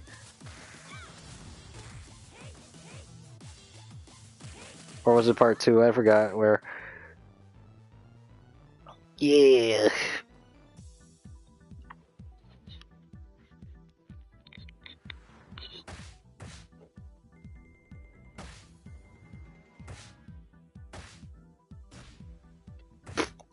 I hate my scores.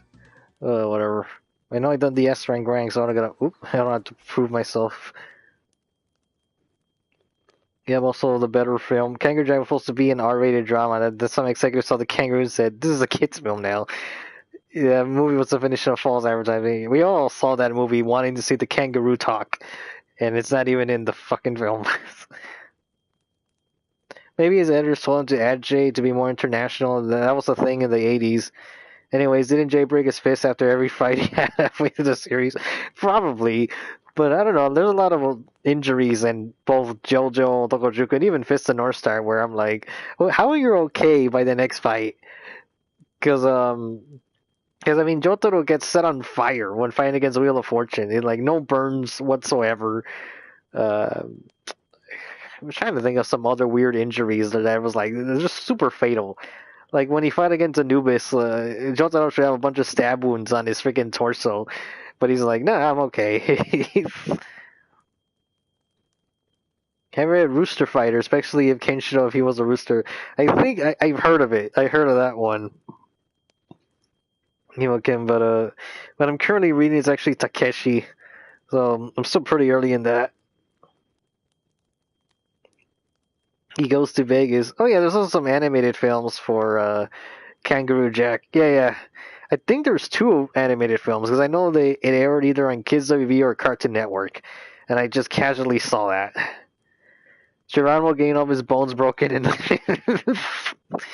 Yeah, he's like a human. Also, like, why are you like? I'm a human. I saw that Nick one night changed the channel to Cartoon Network about half an hour in. Honestly, I still wonder if the three fists from Togojuku are actually Chinese because of the way their designs coincide that the guidance has to this by taking place in China. How to base a movie's advertising entirely on a 2-minute dream sequence of a kangaroo rapping. Ugh.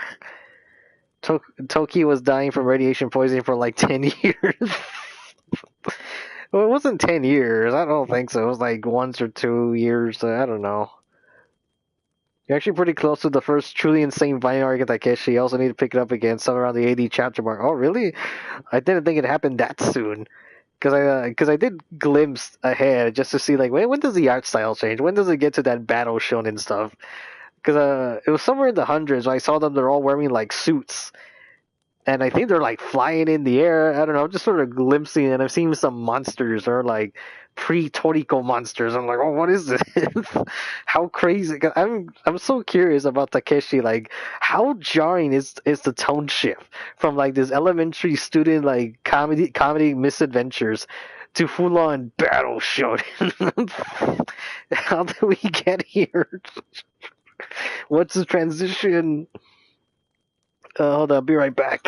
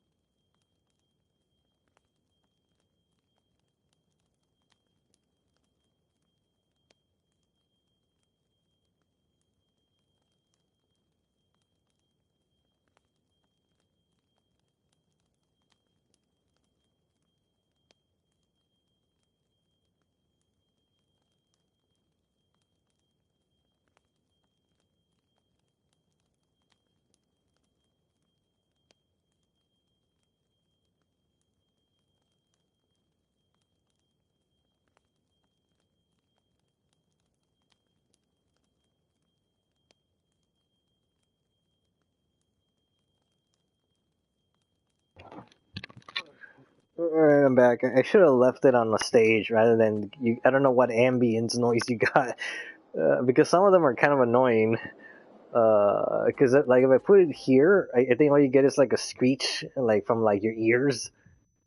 But then if I put it like to Police Princeton, you get like a lot of swearing.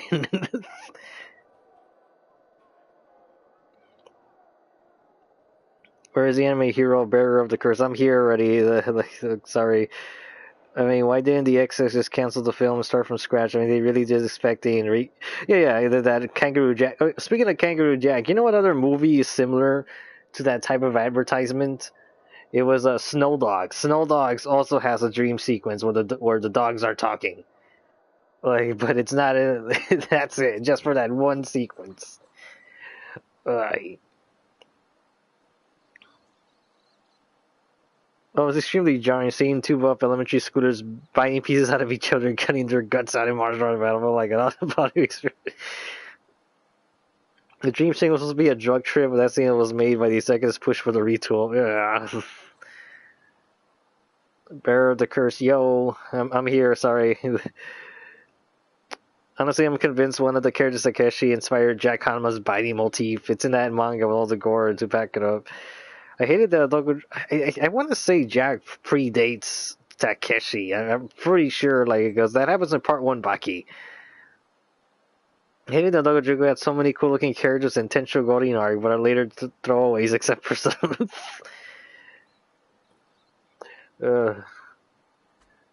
It's more worse than other series. I don't know which one. There's other ones. I'm trying to think. What stage could I go with? White Tower, Raid Short White Tower. The train is too. The underground. Alright, you're screwed. I'll just go with the train.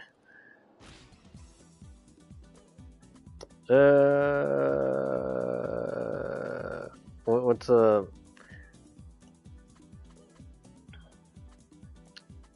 which character should I use? Because I haven't. What colors does Max have? It's kind of doable. This is very funky. Nah, just stick with the normal colors. Let's see. Lariat, Spade Knuckle Bomb, Thunder Tackle, Body Slam. Let's change to this one. Well, I don't know. I'm kind of debating about which one of these is like better for me because the Thunder Strike he seems to lean a little too ahead, more than I want him to. Sky Train.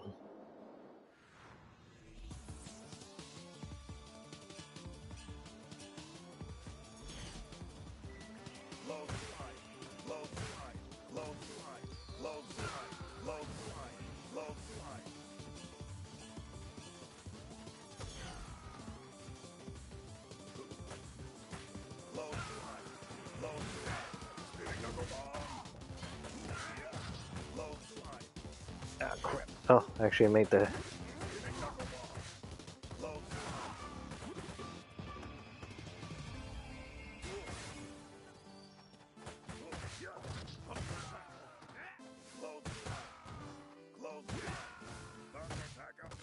Oh, freaking Donovan and his uppercuts. I swear, Donovan and Garcia are like the most... Well, you could debate almost every enemy is annoying to some extent. But Donovan and Garcia is fighting armies of those. It's just too much at times. Is that it? Yeah, okay. Because they always get you like with some crappy ass like punch, and you're wondering like how could I not avoided that?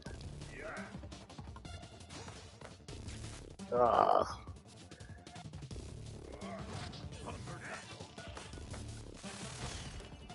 Great.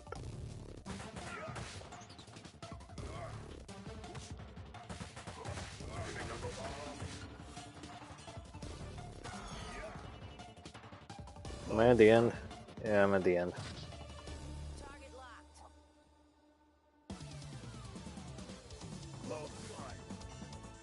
Chug it. Ah, jeez.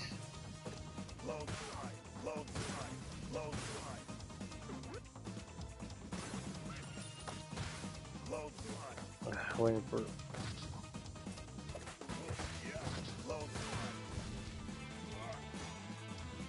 I haven't done the air one. I just realized that. Oh no!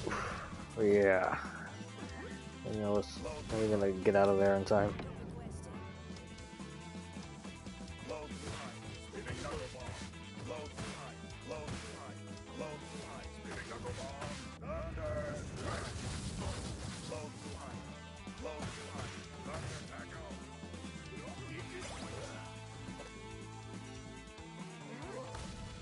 Ugh.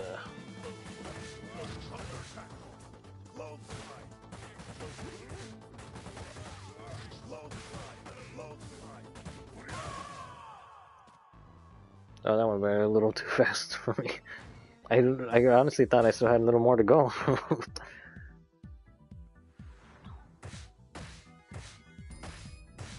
Yay, S rank. If only I could S rank this one stage, and I'm having trouble with it. Alright, let me take a. I guess I'll take it to the streets and pick as generic of a choice this is. No, changing that to the dragon roll. Dragon wing is good. Dragon upper? Yeah. Is that the air one? Dragon bite. Dragon that. No, that one stays. The other one changes. Let me look at the questions. Thanks for sending a request to mom. Late to party. Oh, hello. It's never too late joining the manly party, Cornholio. I'm glad Usumaki's finally coming along. That thing was quietly cancelled. Oh yeah, I actually kind of forgot that it was happening. Although the other anime I'm wondering, like, when is it ever gonna come out is the Vampire Hunter D. Because they mentioned it was supposed to be an anime a long time ago, and it hasn't happened. Same thing goes for the Astro Boy reboot and Cobra: The Return of Joe Gillian. We haven't gotten any of those.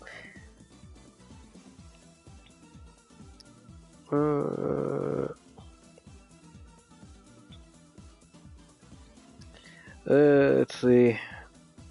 Although I'm kind of surprised that Uzumaki decided to go black and white. I do agree that sometimes color does take a does you do lose some things when you go to color in some cases. But I'm kind of wondering if that was the problem the whole time. Like if you take another of his previous Junji Ito animes and just turn it black and white, would that solve the problem? Or would that be just this particular anime that works? Kawajiri's too busy doing storyboards for Madhouse to make Vampire Hunter D. I'm a bit mixed in the reveal for the new Grandizer anime. The thing is, when I first heard about that, I thought it was from manga. I really thought it was a manga, not an anime that was coming out. I was like, oh, it's an actual anime. And I'm still behind on my Mazinger anime because I seen 10 episodes of the original, and I just know it's just going to be like very episodic. And then, what was the other thing that came out? Yeah, I'm thinking of just maybe I should just watch like some crucial stuff from the end of Mazinger Z and then just go to Great Mazinger and hoping that version of the anime is actually better.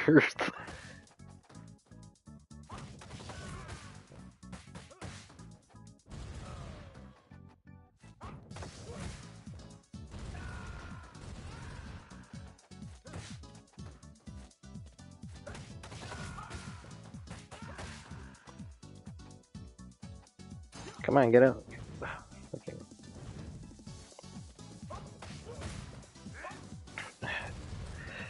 Yeah, good. One of the things that I wish I knew about this game going in is that, oh yeah, what you should do first is get the DLC, because that's where you can unlock all the good moves. Because some of the characters really do need them. And I just hate the fact that you have to spend so many hours grinding, because in order to get what you need. Depending on the character, most of them they're like 4 or 5 blocks you gotta fill up. That was dumb from my part.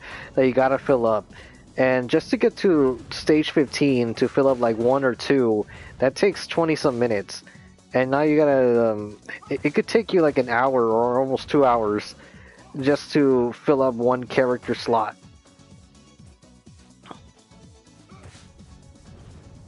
And I kind of feel that it's kind of a bit of a cheap way in order to I don't know, like the fact that you gotta do that first, or you should be doing that first, or the fact that, oh yeah, all the good moves they're behind DLC.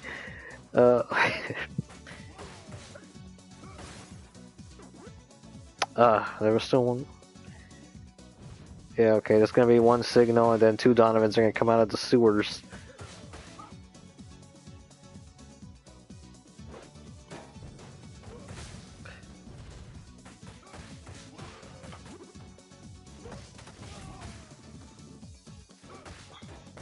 I know, because the thing is, like, this freaking fire roll or dragon roll, whatever the actual name is, I don't remember.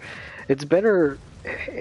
It's really weird that the fact that Axel's signature move of the grand upper is pretty much replaced by this thing, because this is so much better. It just covers way more range than the grand upper. It also doesn't help that the I think the best version of Axel is actually the Streets of Rage 3 version, because of the speed, and then all of his moves just have like so much more range and mobility. Ugh, I didn't time that right. Couldn't do the off the ground OTG thingy. Come on, I'm trying to avoid Garcia here. It's like, come on, how am I not hitting you? Move.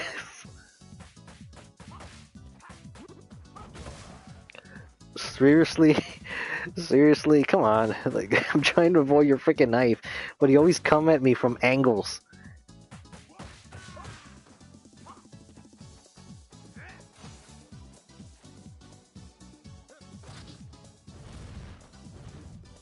Rolling, rolling, rolling.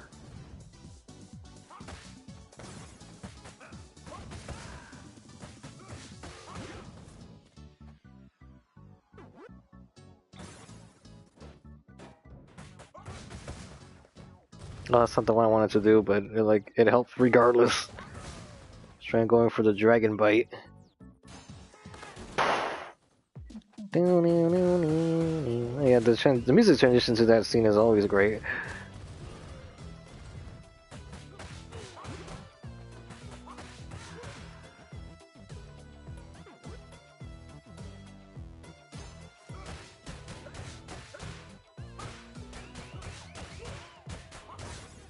Oh, my car. Final fight there.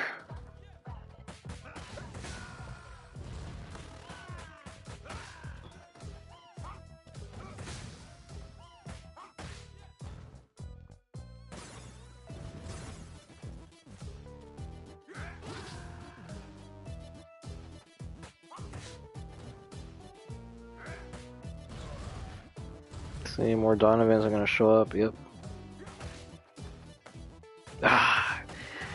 I always hate them. Like, I don't know how they can manage to land every time, or almost every time. More than any other enemy, and they're like the most common ones.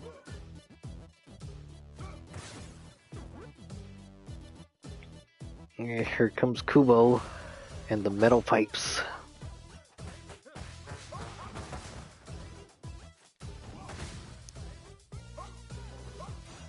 Shit. That would connect.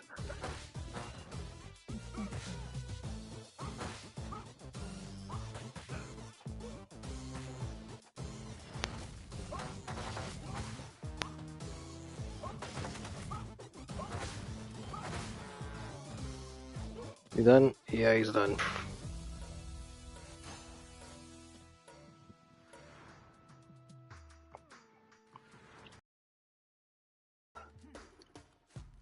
Yeah, I don't think he's gonna hit me if I stay here. I think Zeta is Tomino's best next to Edion be invoked. Let me go back. Wow, that's a lot. I don't know, everyone's just talking to each other at this point. Hey, do you know anything about the Hayashi Nobuyasu, the artist on Dokuro? I really like his art style. Was Dokuro the one related to, like, Rikio? I think, but the name does not sound familiar. I would have to, like, look at my anime list and then go from there. Because I'm could have sworn it was, Saru Watari that still drew that. Grendice is my favorite of the three. I trust director Musishi to do justice to Ito's work. Oh, I didn't realize he was the one doing it. Yeah, then it should work then, because he knows atmosphere, he knows mood. It's also episodic, but the minor villains are really well done. For Grandizer, I guess. So many treasure ones are good. People blackmailed or triggered to fighting Duke Fleet. Modern video games are about microtransactions, and the evil guys fight between themselves and boycott each other's plans to climb up the ranks of the Vega Empire. Now all we need is a Kazuo Metsu anime. Yeah. Did he make the Cat's Eye Boy manga? He probably did. Either that or the something like what was it called? Haunted Classroom or something of that sort. And by the way, the Gene Gundam composer is doing music for the new Grandizer, which gives me a glimmer of hope it will at least have some bangers. I'm sure you can make Junji Ito stuff work in color. I think it's just the stuff that has been either didn't lend itself generally to every story, or was too different visually to get an idea. I already watched the Part 1 movies. I've seen most of G Gundam, but I was mildly interested in the main universe, but so far I think it's been pretty bad to average at best. Fancy Yoshiki Stan Black. Hello. Do you love League? Are we League hoppers? I don't know what any of that means. Fancy. I do like that they went with monochrome though, as I'm a big fan of the look. I think the thing that kept Uzumaki so long was his level of detail and COVID restrictions. The COVID restrictions, I guess Drifting Classroom. Yeah, that's the name. Discotech. Then did you hear the news that Discotech is redubbing Digimon movies uncut? Oh, I didn't know they were gonna redub it. Because I knew they've been grabbing Digimon a lot and they've been mentioning things. Didn't those guys have the license for Robotech? I don't know because I kind of lost track of what they have anymore because I used to be up to date and collect most of the stuff, but after a couple of years I just lost track of everything and then just focused on what I really wanted. They should be doing Kinnikuman and Nisei sub at some point because I mean the fact that they got something Kinnikuman related at all is a miracle. But what I'm waiting for, besides the Japanese, Nisei show, is that they still need to grab the Nisei movies because there's two of them. And who knows, maybe there's some like special promo or something that I'm not aware of that exists. With some bonus features, hopefully.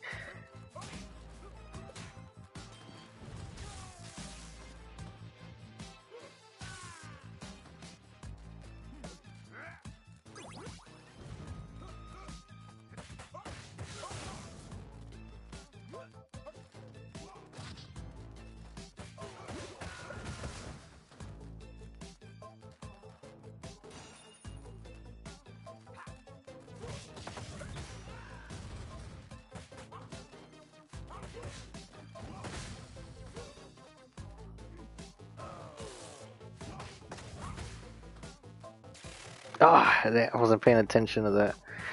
Jeez. Yeah, if I just noticed that before, I wouldn't have taken the hit.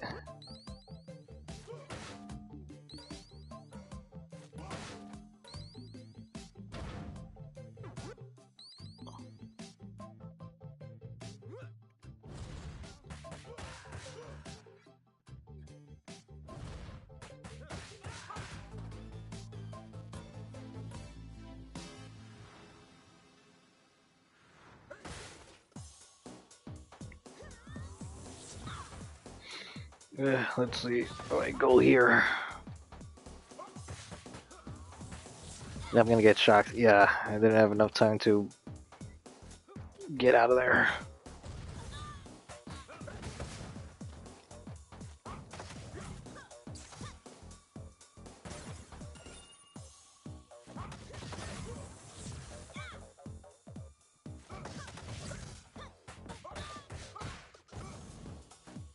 Crap, didn't reach.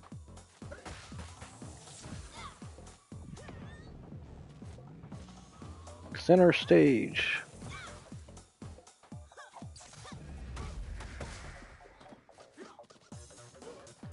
Yeah, I didn't need to grab the apple. I should have just left it be.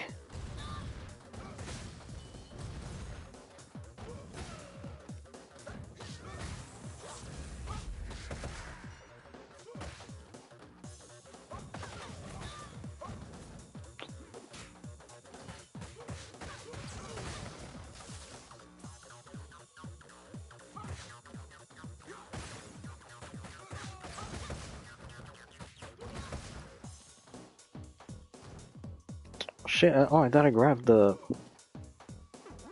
Didn't grab it.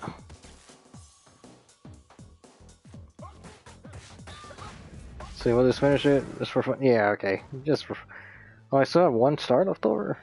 Pretty generous giving me 4. Or getting 4 here. I do more damage than usual, so maybe I'll get an S rank. No, really? Yeah, I don't understand like how some of these rankings work, because it's based on a score system, but I kind of wish it would give me a hint like, well, if you do this under a certain amount of time, and if you have at least this minimum of stars, then you should be guaranteed the S rank, but I don't know, like, if anyone's ever, like, figured that out. I'm still praying for the day Discotech gets a license to Amon/Amon/Ammon. I don't know what the correct way to say that Devilman name. I think it's the last non-manga Devilman media that's yet to be brought over, unless the Mazinger movie still hasn't been. Yeah, the Mazinger crossover movie still hasn't been grabbed.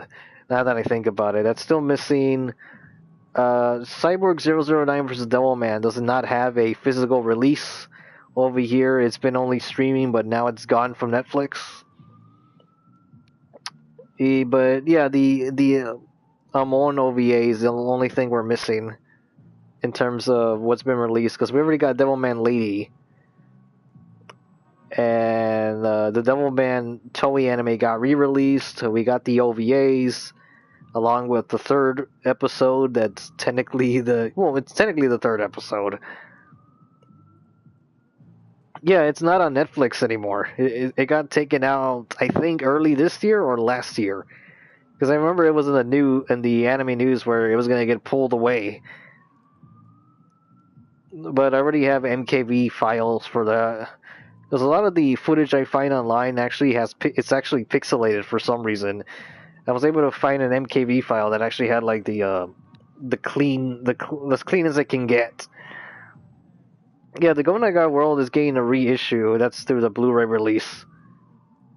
I don't mind some gore, but Evil Town is uncomfortable. Evil Town is uncomfortable because of the rape scenes at the end, and then some of the murders. Because like the big girl gets like totally messed up, like because when where they shove that pipe. I mean, come on.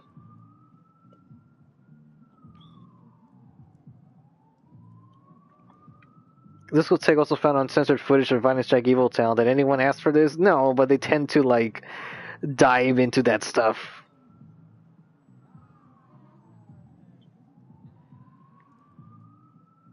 By the way, they recently finished the Dream Tag art. All that's left is the filler arcs. Ah, okay.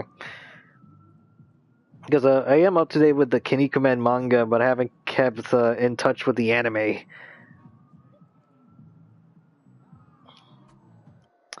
I already did that with Blaze. Something. Oh, you know what? Let me go with Adam. Sword Upper, Split Fangs, Hard Fang, Air Chopper, and switch this to Lift Off.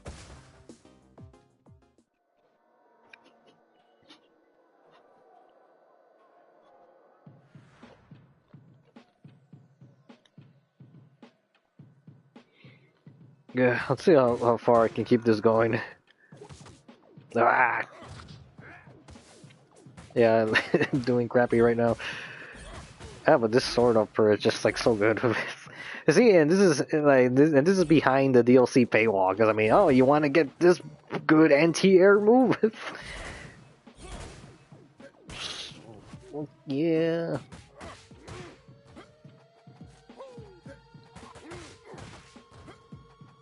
I'm not doing it right, because since Adam dashes, that's throwing me off a little bit when it comes to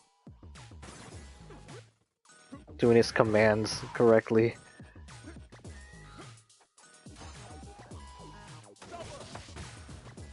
Tatsumaki Senpu Keiyaku.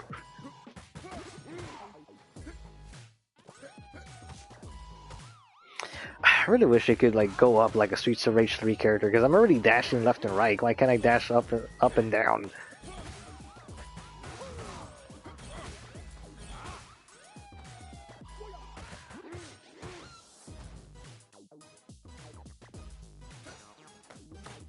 Crap.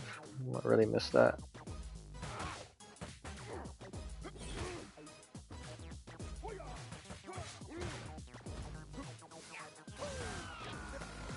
Ah, you have to be one of the Garcia variants.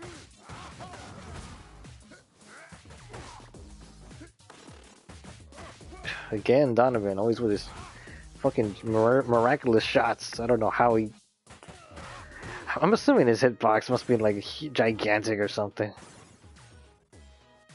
Because I know the Garcias, like I've heard that their hitboxes are absurdly big.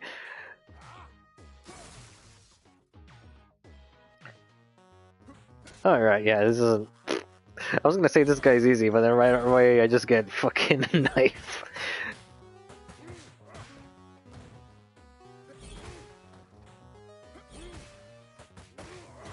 Yeah, there we go. I don't know, that opening shot was just like, oh, I didn't expect that. Yeah, I guess I'll just take one of the knives. I think, yeah, I can still dash with the weapon in hand. Oh, get in there. I just wish I could do it from top and bottom too, because I'm tempted.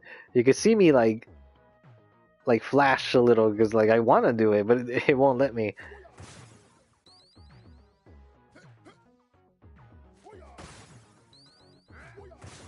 Has anyone here seen Mutant Mayhem? Because like I still haven't, but I'm just curious of what people think about the film.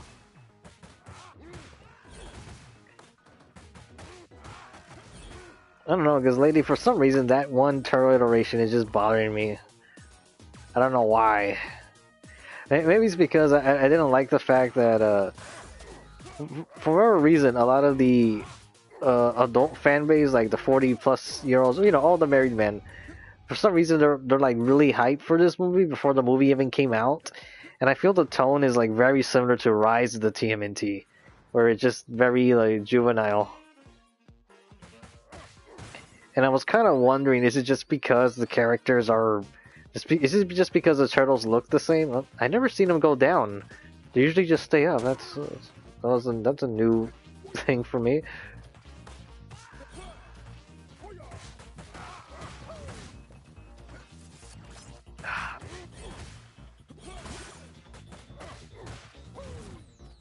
Nah, they didn't reach.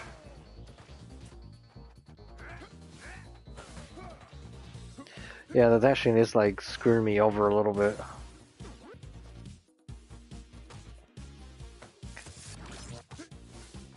Oh.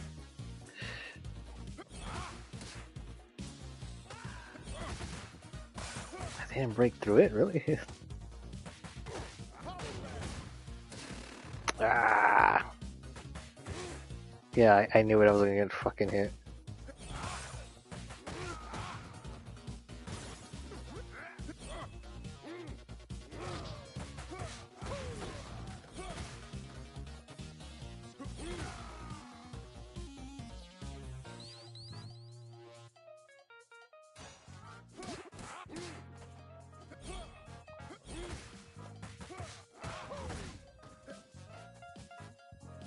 Oh wow, I didn't realize my health was that freaking low.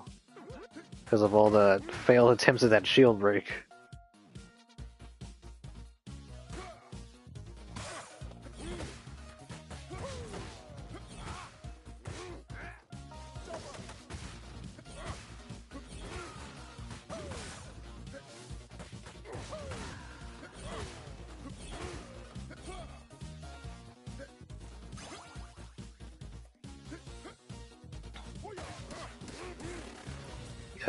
Didn't move away in time.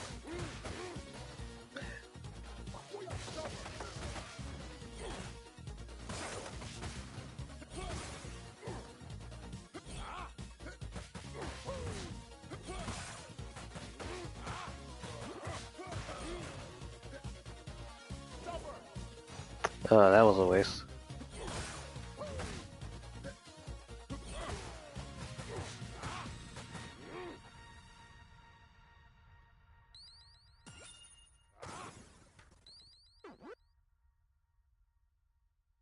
Alright, let me take a look at the comments again. What time is it? Oh, yeah, it's pretty late. I shouldn't. I'm gonna pop off now, I think. You guys have a good day or night. And Hero, hope you enjoy the rest of your game. It was nice talking to you. Thank you.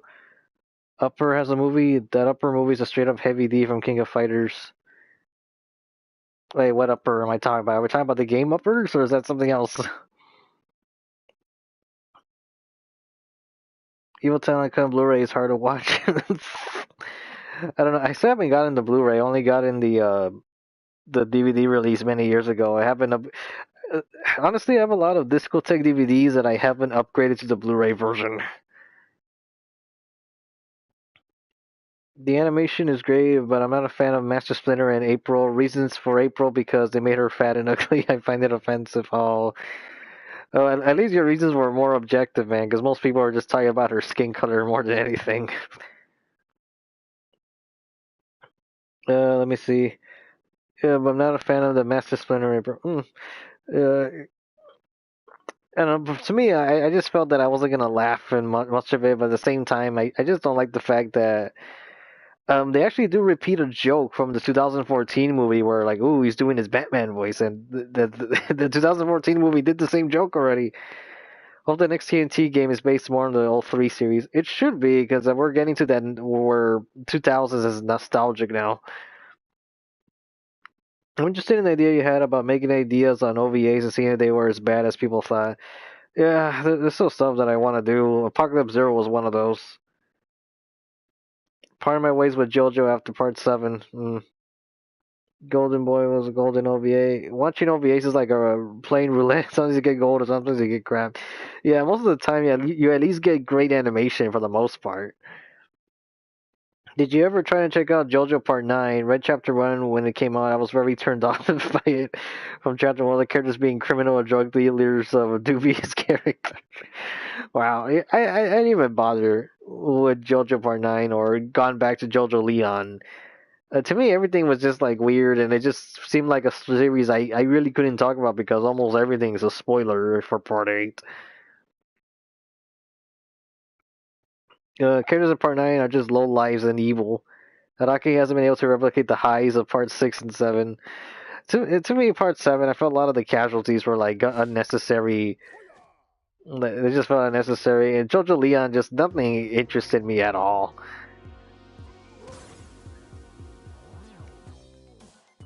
And I'm not just saying for the lack of masculinity, but I'm just like JoJo in general. Once they went to there's things in Part 7 that I like, but I don't think it's as great as people say it is.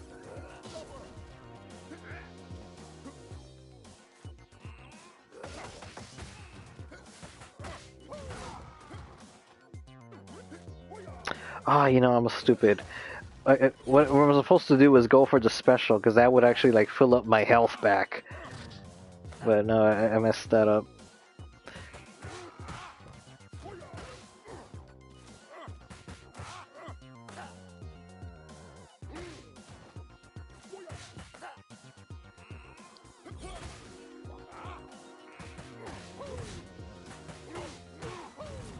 That didn't connect to anything.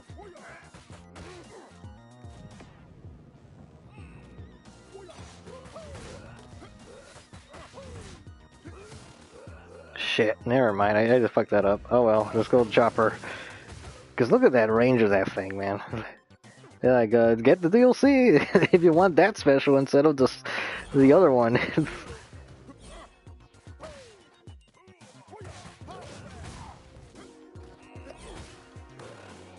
Ah, shit! I didn't break through that in time.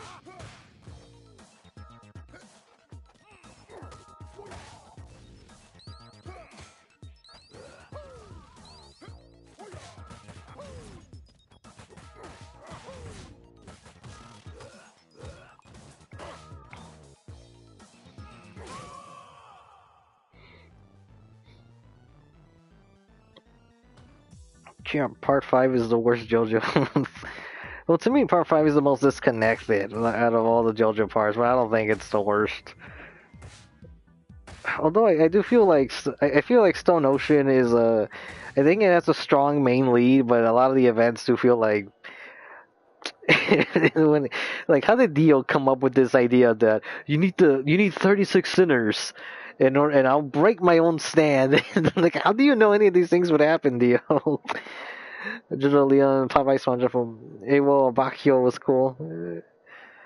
Yeah, I prefer the dub for Part 5 because for some reason all the characters have like manlier voices in the English version for Golden Wind. I don't think Part 7 is flawless like most people do, but I do think there's more good than bad. A lot of the positive themes and messages of JoJo got thrown out. The series just feels like stale and mean-spirited a lot of times. It takes itself way more seriously than previous parts. He came up with the idea by reading the Quran in the OVA. It's a joke. I know. I know it's a joke. Because he mentioned OVA with it, so that had to be like one thing. Yeah, let's go with Blaze. Like, I'm still not sure if do I want the somersault, I mean the backflip, or that double key blast.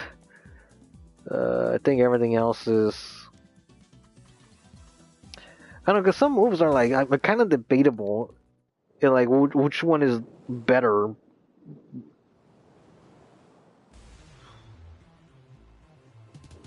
I mean, like this one obviously is like when it comes to, because I mean, yeah, you got like this super fast lightning punch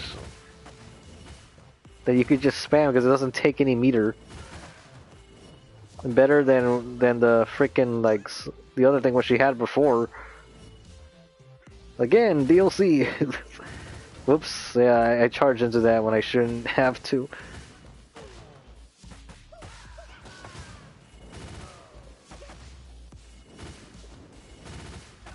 But yeah, like this one move just made like Blaze so much better. I thought I connected, but I didn't.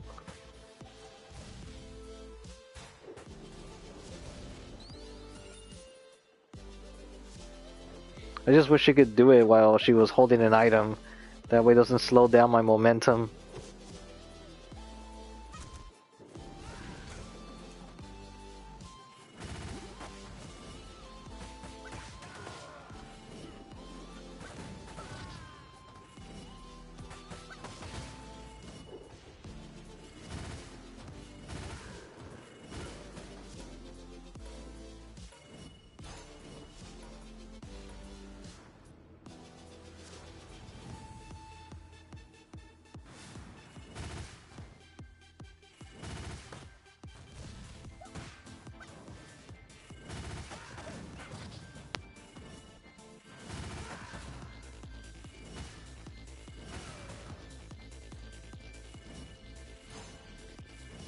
Just keep going, keep going, keep going. Just go straight.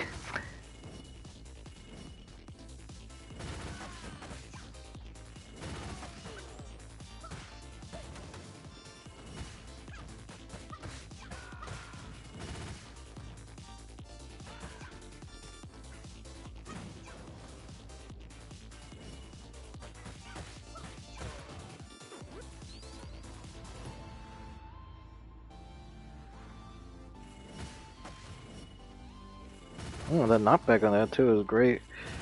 Fuck, man, just look at this shit. So much better than the previous move.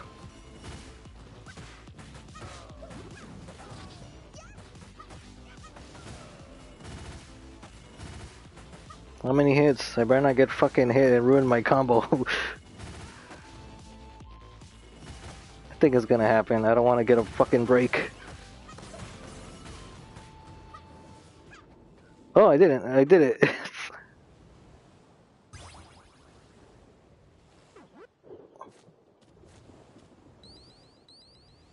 Yeah, but shit, that one move is like so much better than what she had before, man. It completely improved the character. Well, the other ones helped too, but I fucked it up. Yeah, this is a bit of a strange sight because it's literally what you guys think is happening. These guys literally get turned on. They're so horny, they get like super powered. And this ties back to the Sora Yori Takaku manga.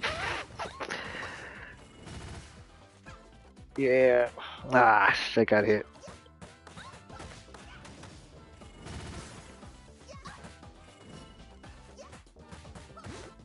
I just realized I hadn't even done the air one. Because, well, you know, keeping Blaze on the ground is like kind of what you want to do. I didn't connect to anything.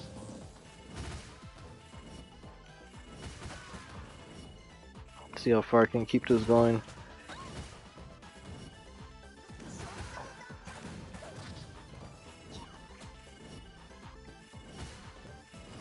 So no more henchmen? Oh, okay. Oof. Thought there wasn't any more.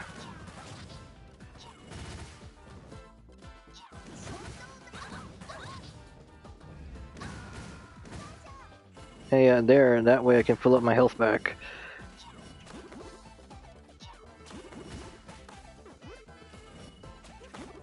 Did I get a break? I hope not. I probably did. Shit, I was doing so many hits with that.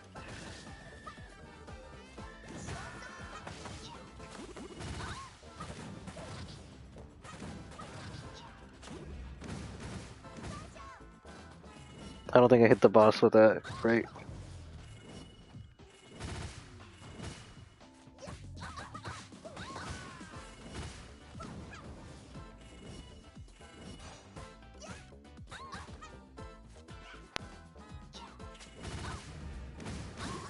There.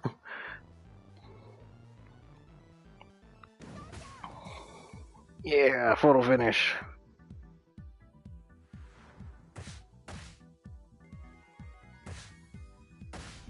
Yeah, S rank, finally. Some more S's. Alright, let me go back to I guess I'll just pick Estelle for this one. Drop your weapon. Like when it comes to bookmark or flying sight, I really don't know what's like the better thing to use. I want to say it varies per stage also, depending on the area. I'm gonna try flying sight for this one, and I'll change that to flashbang. I kind of want to do surgical strike because I've been trying to experiment with that, wondering if that might be better when it comes to boss. It's because some of these moves, if they just added the anti-air combination of down, up, and attack, then you could have room for one of these other moves. Because some of them really feel they could have been implemented that way, or through a different command. Like because this one is done holding the attack and jump button together. But I kind of feel you could have both of these star specials because they offer different things. One's a widespread attack that's better for against armies, and the other one's more better when you're fighting one-on-one on a character. But for this one, I'm gonna try Surgical Strike. Yeah, let me let that play while I read. These guys, let Araki cook, let him stew his soup and make him a good manga. I don't know, man. It's super tough on easiest though. Oh wait, let me go back. What annoyed me about Part 8 is that Araki seemed to be trying to replicate the good aspects of Part 7 without understanding what made it work.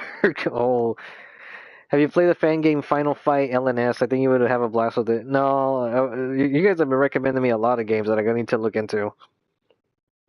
Part 8 really felt like he didn't have any idea what the story or even villain would be. But that's the thing, because a lot of JoJo Leon just felt like random events, and so it didn't really keep me engaged. It was just, to me, it was just like weird for the sake of being weird. Like when they're having that Hercules beetle fight, and they says, "You gotta let me lick your eyeball." I'm like, what? Yeah, stuff like that. It has characters from pretty much every Capcom beat 'em up in the Street Fighter cast. Oh, I think I did hear about that. With special super experience points, alternate routes, a lot of content. It's super tough even on easiest though, since enemies can do Jogo combos on you. Capcom has a ton of good beat 'em ups. The Dungeons and Dragons ones are really fun. Does that mean you're not gonna read Araki anymore? I haven't read Araki like in years, man. When it came to JoJo Leon, that's I never gotten back to finish that. But I still read all the previous parts. I still watch all the other stuff. Like when Steel Ball Run comes out, I'll watch it. But JoJo Leon and above, probably not. It's still one of my favorite series. Just that I don't. It's hard to like JoJo when a lot of times, like when someone shows, when somebody sees Fist of the North Star, they just call it like, they think it's JoJo, or they think it's like a clone of it or something, or I don't know, there's stuff like that. So that's kind of the reason why it's more of the fan base, I guess, or the casual audience of JoJo that I just don't like. I think JoJo is barely number 10 for me, or somewhere in the top 15. Miyashita made a beat 'em up. I've been wanting like some anime series just to have beat 'em up games. I haven't tried any of the 3D ones. Well, it depends which games you're talking about, because there's stuff like the Takeover, that's a new one, and that one's in 3D for the most part. Someone watched Go Nagai Anime when they designed this level. Oh, yeah, you're talking about the whipping.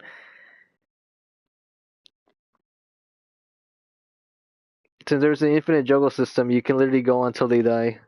But the enemies can't do that to you as well. The Kunio games I played were pretty awesome. Senran Kagura and Call the Princess.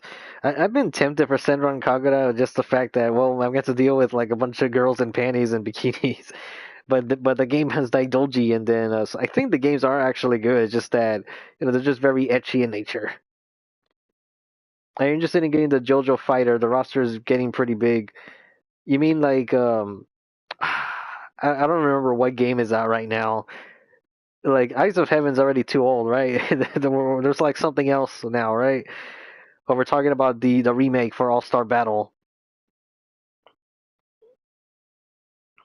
Uh, Oni Chanbara sang on Kagura with the edgy stuff toned down. The best Double Dragon game is Neo Geo fighting game for me. I prefer it over the beat 'em ups.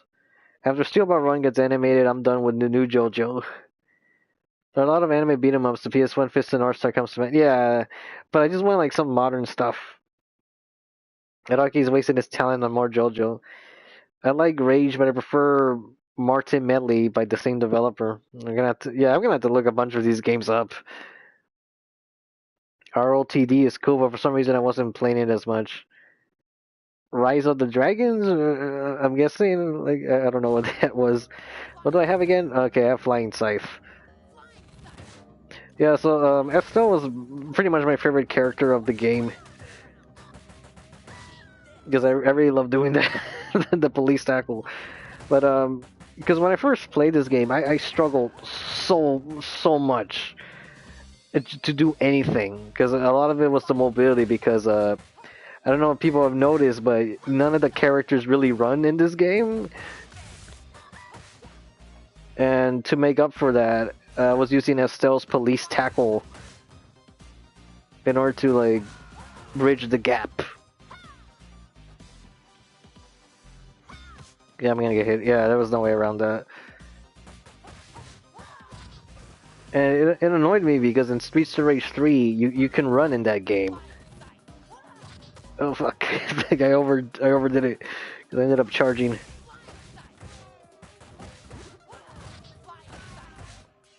Yeah, okay. Flying Scythe could it might be better to use Bootmark in this stage because of the holes. But yeah, this is the police tackle that I like because it's yeah, Flying Scythe might actually be a bad idea in this stage. I probably should have stick with Bootmark.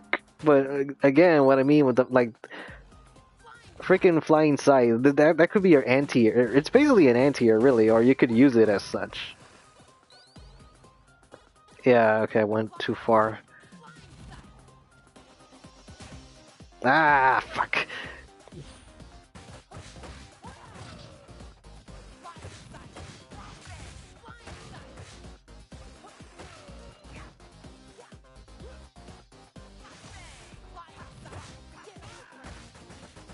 Because it's also really cool, like you can just go back and forth, like across the screen. Like left, right, left, right. Ah, bitch. Fucking. I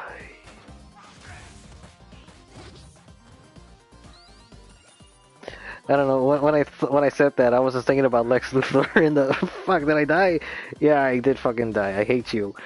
I fucking hate you and the yeah. There's no S rank here now. Well, then again, I actually did get an S rank even though I died. So maybe, who knows?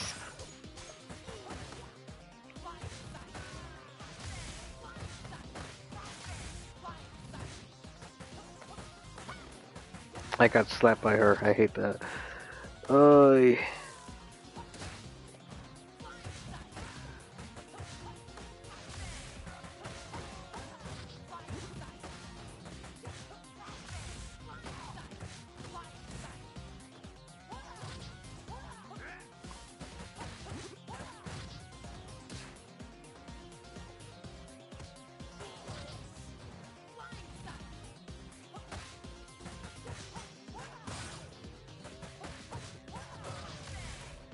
Oh, I did that wrong. Let's see, where is the tasers? Am I missing it? That's not a taser. Oh, wait, there they are. Like, I'm trying to find it. Because the benefit of going here is that if you beat the thing, you get full health. And you go in with full health also. So it's just, I don't know if it stays the same for like the other difficulty settings.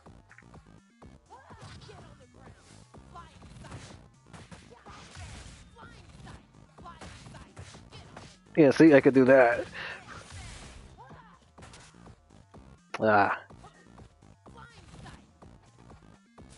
It's in the wrong freaking lane. Because she does have like a lot of great reach, even like with this air move.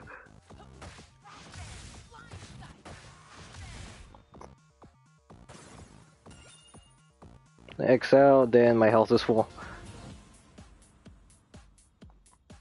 But now I can gain points by getting 1,000 here. Guess I'll stick with the knife because she's better with that.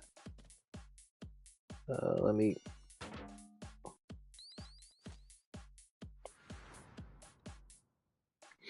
Probably keep going for like another 30 minutes because I didn't realize what time it was.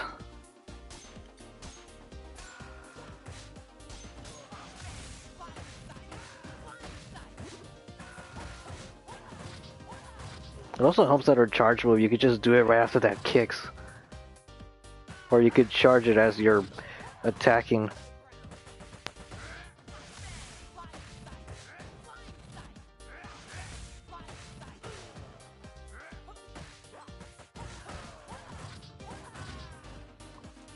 Is that it? Yeah. So to me, Estelle was like a good, like, I'd say she's like a good beginner character. But then again, I think that she might be one of the top tiers along with Shiva. Because her mobility is just amazing. Ah, I totally missed that.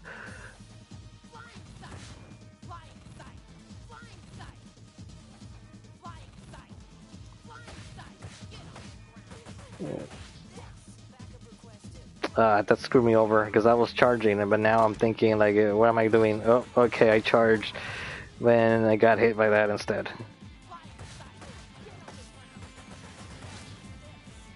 Yeah, it's fucking beat down.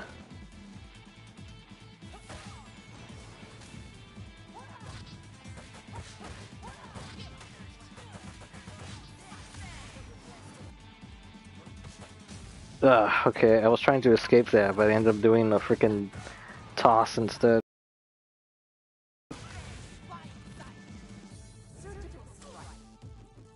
Oh, that sucks. I do the surgical strike, but I'm like, I thought it would lock onto it like automatically, but no, because I've seen it like hit through multiple enemies too. So there is like range to that thing. Boom. Ah, I just really hate when the screen freezes when that happens. I'm always in the middle of something. Because the same thing happens in Fighting Rage when you're fighting two bosses and you defeat one, it goes into slow motion, and then that always screws me over. Let me try this again because that just annoyed me. Like, ah.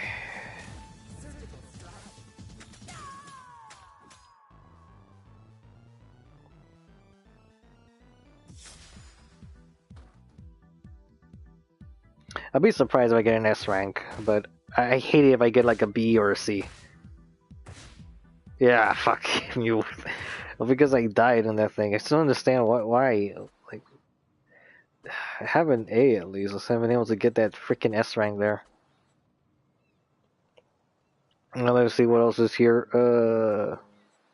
I showed Underground earlier.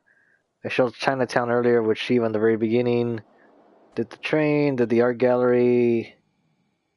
I don't think I've done the airplane. I think that's the only one I haven't shown. White Tower, I did that with Shiva to the concert. I haven't shown that, I don't think so. How do I want to use? You know what, let's go.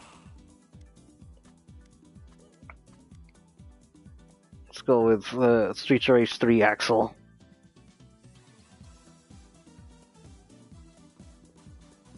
Let me look at the Rage of the Dragons. It was supposed to be a double dragon game, but they couldn't get the rights, yet the main characters are still called Billy and Jimmy. Hearing DBC fans say Muso's Tensei reminds of Ultra Instinct, Misty, cringe, low. Yeah, I understand what you mean. That's how I feel with like all the JoJo stuff with compared to North Star. Senran Kagura is way more animu than Oni-chanbara. Honestly, that's the difference. There are modern anime beat 'em ups, but they're mostly musos, very fun, but you have to get adjusted to the mechanics. And I prefer stuff that's more traditional like this, where it's just left to right scrolling. Are musos the natural progression for beat 'em ups? It might, but I don't know. The thing is, the muso stuff does get like take a while longer than probably they need to be. Advance is better of the beat 'em ups. I like it. Double Dragon couldn't have been a great franchise, but Technos just didn't care much for it. The first game is the only one that plays well for the LG. For me, haven't played Advanced yet. I played the demo of Neon like a decade ago. I'd give it a shot, but it seemed pretty decent. I remember seeing screenshots for Neon, and I think that just looked really cool. Senran Kagura also has Yomi, who is parrying off Guts from Berserk. Daidoji also has Momotaro's Rising Key Tiger Spirit move too. There's that one delinquent 3D beat-em up franchise called Kekabancho. I wonder if those games are any good at first, but they seem pretty fun at least. Haven't played up with Mr. It's Clobbering Time. Haven't really kept up with video games. It says a lot when the best Double Dragon game is actually a battle the crossover one. The average Joe sees Misoguchi and think he's a Ryu clone. He's actually based on Momotaro. Yeah, I mean, Dogojuku is just even more niche. Interesting how Momo had the Tiger Key slash move. Then Misoguchi does it with his bare hands, and then Shishimaru does it with his hands a decade later. Well, there's also something similar with Ramen Man, a Victory Ramen Man. He shoots tigers out of his hands also. There's also a random obscure arcade fighter that has a blonde date. I love that JoJo's more mainstream now, but I hate how people think JoJo's more original than it actually is.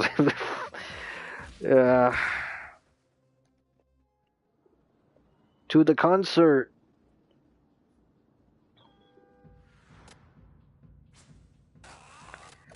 Ah, fuck. That's not a good start. Shit, man. I hate these Donovan variants. I hate all types of Donovans. Oh my god, I'm doing terrible right off the bat. And we're just in the beginning of the stage.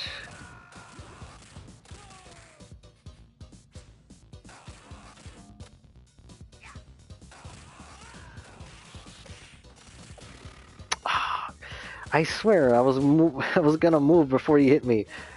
If I die this early, I'm gonna retry again. This is embarrassing. Yep, I'm retrying. Retry, man. I'm thinking, fuck. I'm playing the best version of Axel. How am I doing this crappy? Here we go, here we go.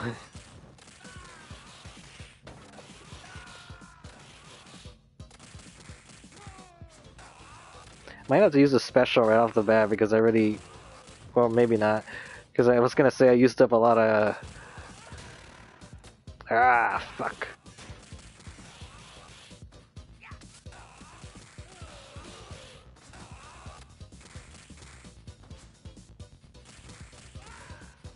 Okay, that's better.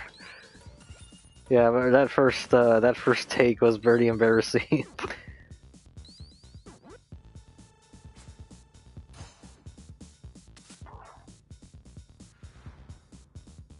Yeah, but I would like to get modern beat 'em ups like almost anything anime, because a part of me is even trying like to imagine some in my head, like Fist of North Star, Otokojuku, Toriko. I don't know what else would be fun. Is that it? I know for sure I'm gonna end up using the special. Oh, fuck! I'm gonna end up using the special here. Shit, man. The plan was to give me the opening after you grab the item. Really? It didn't connect? Like he didn't stand up like right before the.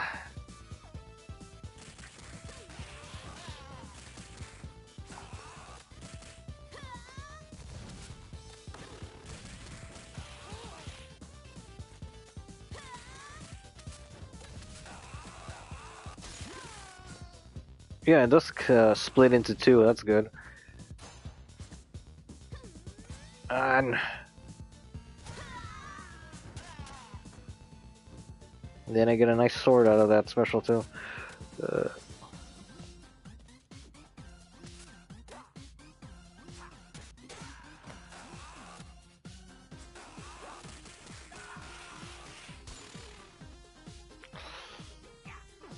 I don't know why I walked when I can run.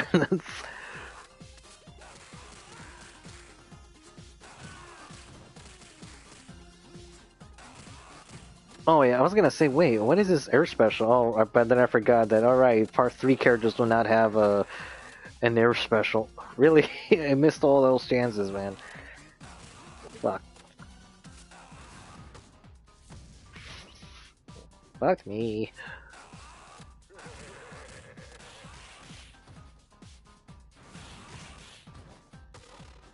Ugh. Yeah, okay, this is going bad already.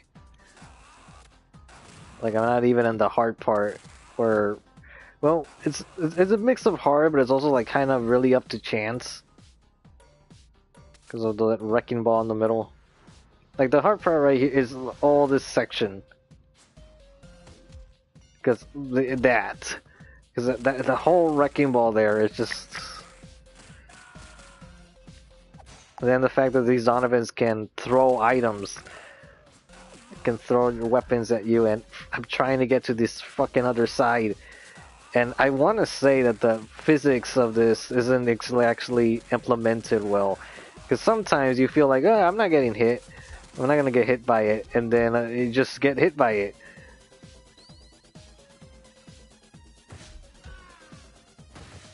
And it's like really hard to tell whether you're like in that safe zone or not. So, okay, so I'm going to show up on the right. I'm waiting for the Donovan. There we go.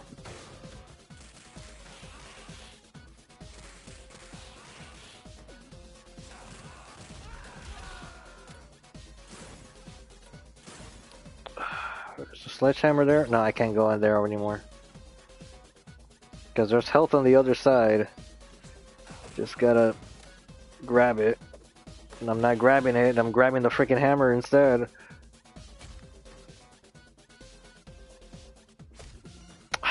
Fuck, man. Yeah, to me, like, this whole area to me is harder than the actual boss fight. Because it's really up to chance whether that wrecking ball works in your favor instead of against you. Ah, fuck. And there's no more health in this area as well. Just either take it or leave it. Yeah, screw it, I'm going for it. Fuck. Yeah, I'm gonna get a crappy score in this fucking stage.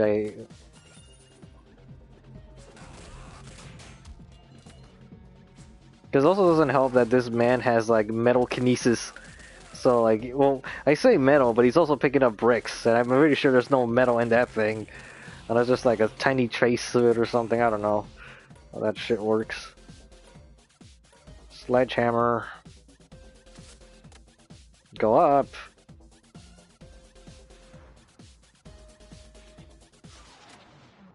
And grab the health. And to grab the health immediately. Oh, fuck me.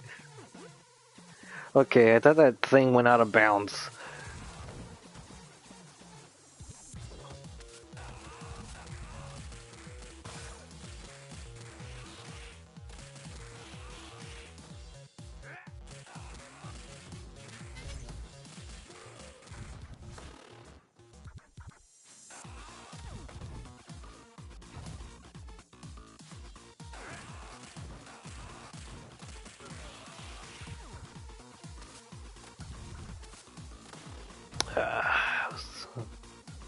was thinking it was too good to be true.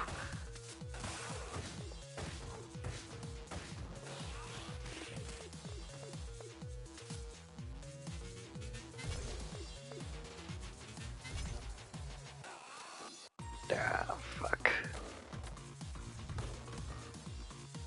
Again, I wish I could see the full screen, but I can't. And I'm pretty sure that's the point.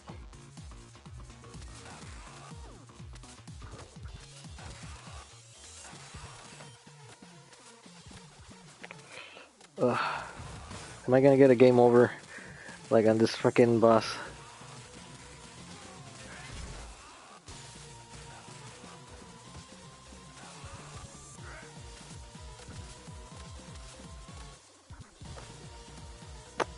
I think I am.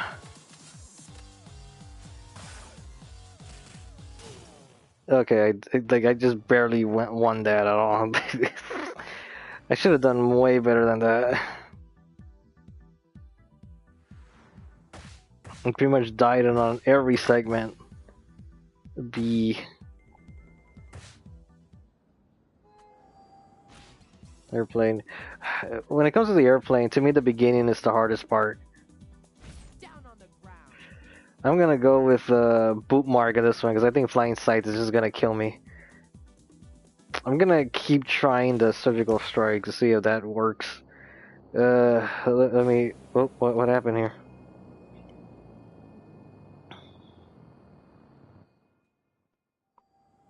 I don't know how many times I've seen people ironically say that JoJo inspired Dragon Ball. Ugh. That's not even true. It's more like the other way around. At least for some cases, like when it comes to Gohan and Koichi and Echoes, that kind of stuff. Do you think we'll be getting anything more meaningful for Hokuto no Ken's 40th anniversary since the new announcements have been pretty mediocre? Yeah, we've been getting a lot of random ass shit and product and merchandise.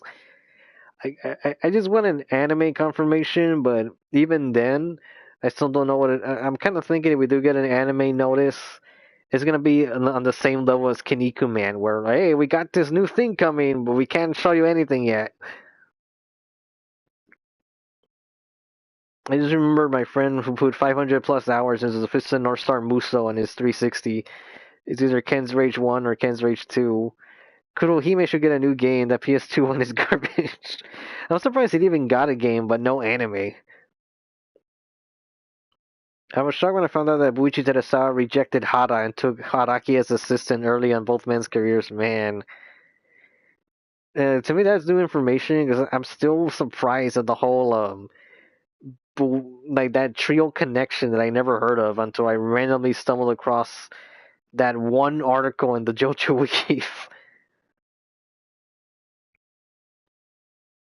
Makes sense when you consider Whole Horse is based on Cobra, and Araki did draw Lady Ameroid ones. Yeah, but it could have been a whole different world if Buichi had Hara instead. Because Ken's Rage 2 is the better game. Yeah, that's from what I've seen. Ken's Rage 2 just looks faster. You ever go back doing the manly villains list? I assume Iron Kiba's making it in there, right? Yeah, he's definitely in there. I've just been trying to find like people to fill up with 20. And I kind of don't want to settle for like low tier character, like C-listers or characters that, oh, they're barely in the anime, but they do make an impact. No, I haven't seen the Cobra Sega CD game. That Sledgehammer combo looked like a basketball Ultimate Ken fighting game. I know what you mean, yeah. Like the dunks in that game, what you could do with like Ray and Toki is just it's crazy. I forgot that I had the freaking boot mark on because I'm thinking, where's my flying scythe? Oh, right. Because I thought that... Because I think flying scythe will just kill me in this area, in this, like, semi-elevator sequence. Oh, that was a stupid waste. There was no need for me to hit them again. Yeah, because it's this section right here where because if you don't do it right, you could just end up burning yourself, and I should have kept going there. Yeah, because it's just the first wave. There's gonna be another That one, okay, that one went off. And that one miraculously fell off too. But the annoying part is that I'm not gonna probably reach it in time. Okay, I did. Is that there are times where you just cannot reach the health in time. This is a wave 2 where you got the electric versions of those and you just want to get rid of them. Now I'm debating, maybe Flying Scythe is the better thing to use. Because I just really wish I could keep both things, because Bootmark is better against the shields.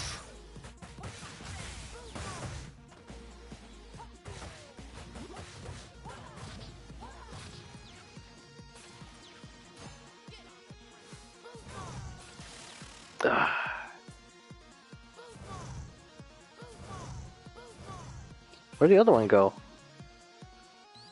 I don't think I killed it. Killed it. It's not like a thing. I should have tried catching it. The good news is that you can catch the things when they're suspended in midair. There you go. But it was so fast that I almost like drop it on myself, because I could still hurt myself with it. And I wish that didn't happen. And I wish that didn't happen either. He still has a little bit of health. Yeah, you're not hitting me with that. Great, I can't do the bookmark. Yeah, that's the difficulty part, is just trying not to get yourself electrocuted. Because I think Flying Scythe might be better right here. But on that elevator segment, it's just like not recommended to do. But then the bootmark is better against these enemies that have shields. Ah! The stun takes so long too. Almost walked right into that. I'm gonna get shocked, yeah. Yeah, I think it would have been better if I stuck with Flying Scythe, even if I can use it at the beginning of the stage. Can I grab that one? Nope, it's out of bounds. I'll just stick with the taser.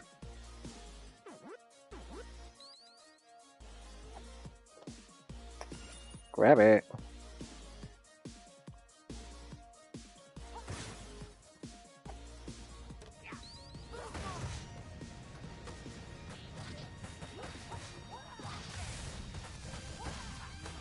Ah, come on.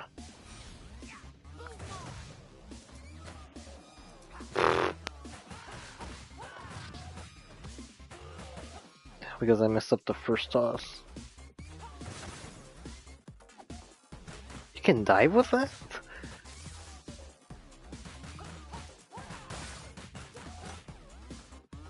I need the freaking health. I can't go too far to the right because then I'll go out of bounds.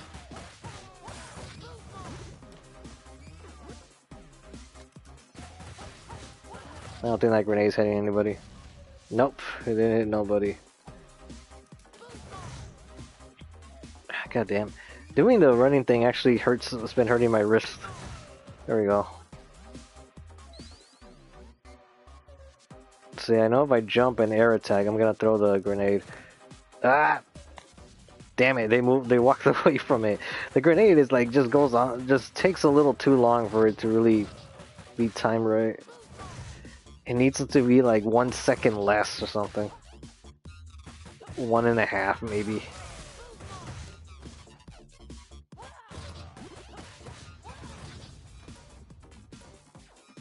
Do I have anything to grab? Yeah, okay.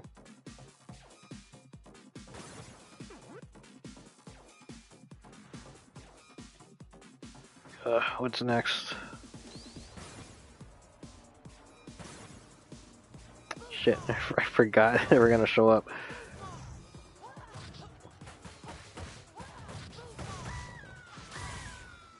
Ah, I went out of bounds.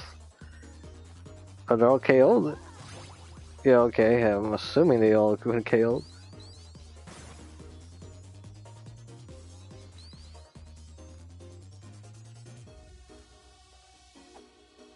Shit. Yeah, because I'm gonna need it. Said I was gonna need it. And now I dropped it.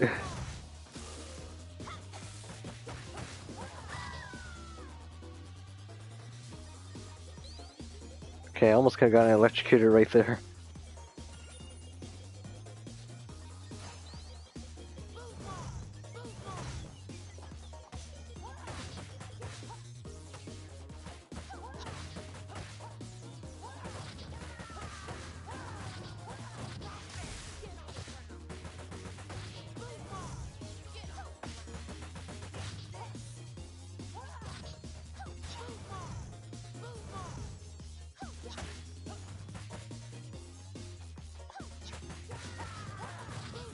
Okay, okay. I was kind of worried that I was gonna jump ahead without grabbing the health.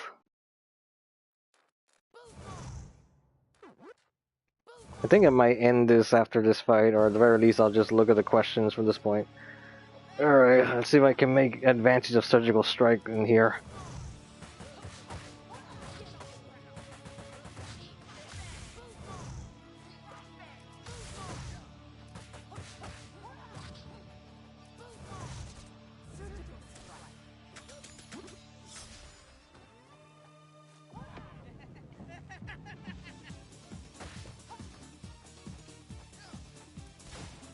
Yeah. The right.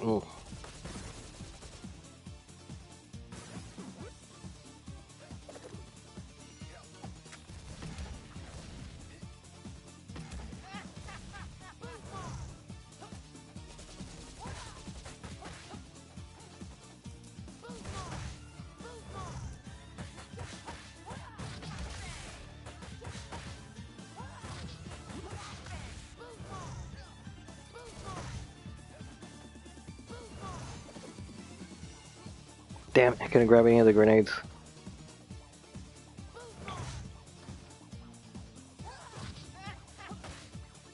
Gotcha.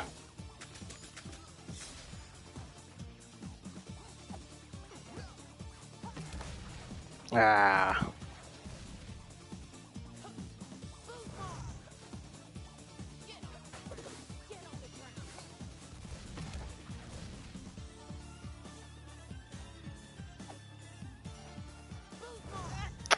Seriously, just walked around in a circle.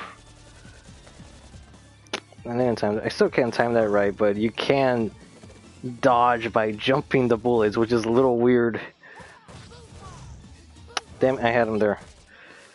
Come on, he just didn't have any armor in that second there.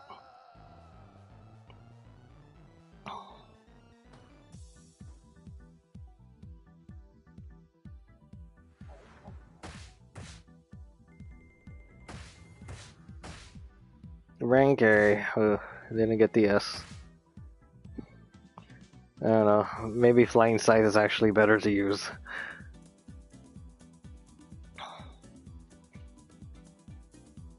Let's see. Ever go? Already did that. I remember Gemini Saga was going to be in that list. Yeah, I would need to rewatch some stuff of Saint Seiya to put him in there.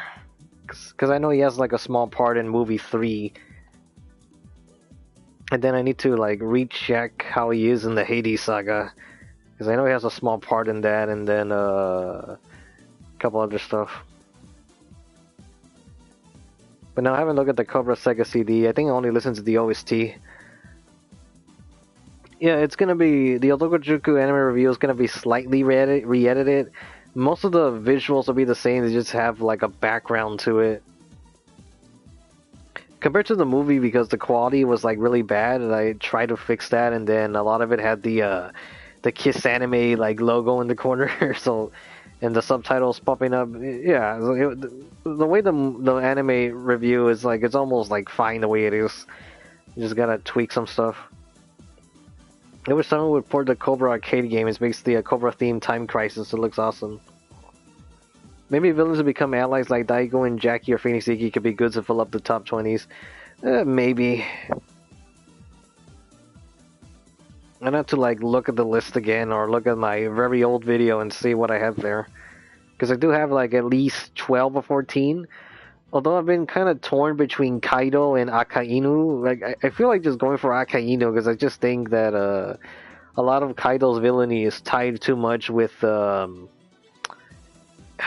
guy with the Yamato dragon fruit. I forgot the name of that dictator or ruler that's with him. The thing is, nobody liked Iki when he was a villain. The moment we get his backstory is when we start caring. I do agree with Jackie though. He's better than the actual main antagonist of the Dogojuku franchise. For Dogojuku, I was gonna put Shenlong, the one from Akatsuki, the one that looks like an evil Edojima. Either that or Yomi from Sorayori Takaku. Because I really do like Yomi and the stuff that he's in, but it's just that it's so far in between, and you know, you gotta tell people, oh, you gotta read this really messed up manga in order to get to this guy. Hi, Hero. Chaosic. Hello, Chaosic. It's been a long time, so what have you been up to? Also, good luck with your writing and drawing your comic, dude. Oh, thank you. Because I've been writing more for me because I've been stuck on this training arc that I ended up rewriting the whole thing into like a haunted house scenario as an excuse for the training. But also, like I need to go back to the drawing because I haven't done it in a while. Because I've been trying to do poses, action poses. And so far I've only been doing stick figures for practice. Also, the few videos you did of the manly anime characters, I think some are no longer available. Yeah, I took some of them down because the Fujiko one is taken down due to TMS because I was gonna lose the channel.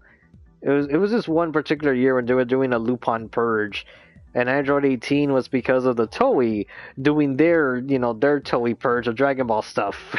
So yeah, so I think I might just take them down what I have and re-upload them as a canceled compilation because I don't know if any of those characters are like relevant to the Womanly list anymore, or at least in that order, or just rewrite it from scratch. Saga to this day is the best Saint Seiya villain, the only one that had any depth in the story. I think his brother Canon is up there too, especially his redemption arc.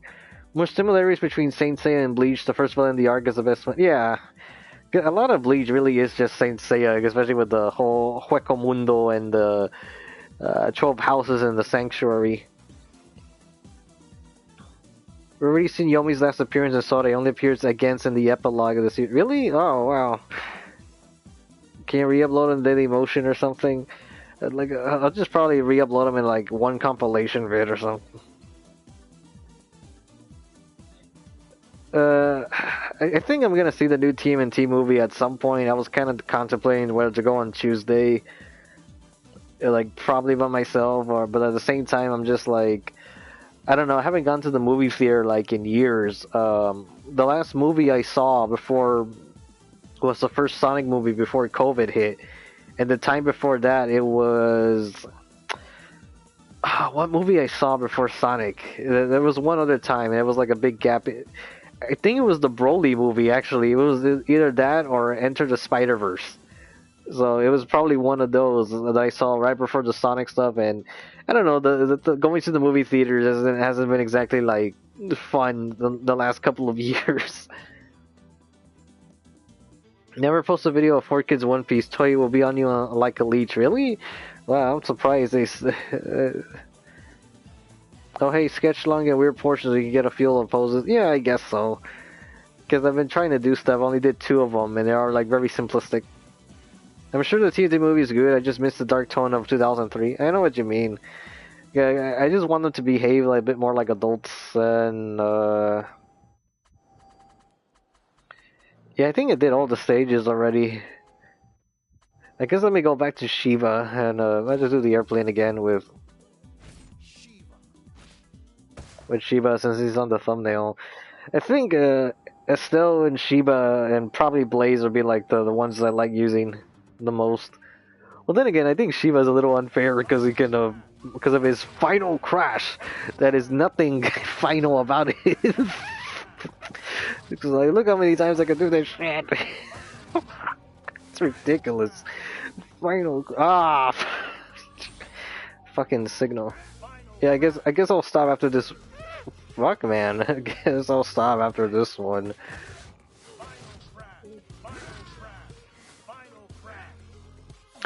Fucking dude, I'm killing you. Get over here. there. This guy was killing me more than anybody in the fucking.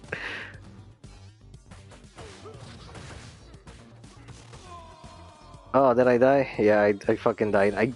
I swear that I pushed the freaking forward special, and it didn't trigger in time.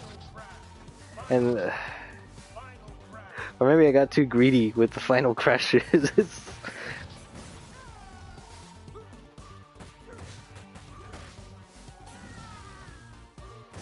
Also, what's really messed up on the stats, which because freaking Shiva have items? Is that the whole reason? There goes my points per health because of that fucking shove. Yeah, I really wish I didn't die there. I was like, oh, fucking kidding me. Shiva. I said this at the beginning of the stream, but I really want Lex Lang to voice this character. Ah, fuck! Okay, there he goes again. It's because I was gonna do the air down special, but I landed before I could even do it. And that's just why... Part of me wishes like there was some minor tweaks to this game, mainly in the mobility section.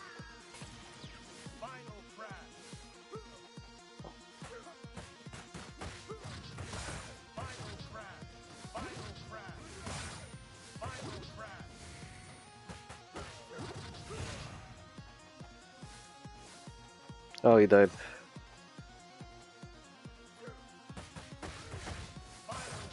Final crash. Gonna keep final crashing you until it's like no longer final. Come on, I know you're gonna pop up. I'm waiting for the I forgot what her name is. I can't even read it in time. Although, one thing I don't like in beat 'em ups, and this is almost in every single one of them, is that you can only see one of your opponent's health bar at a time. There's a few games where you can actually see them above their heads, but especially when you're fighting against multiple copies of the same enemy, you wish their health bars were separate, rather than, you know, you only see one at a time.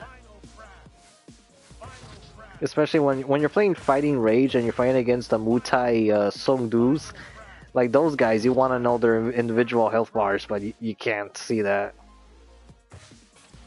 Oh right, I forgot, I can't pick up items.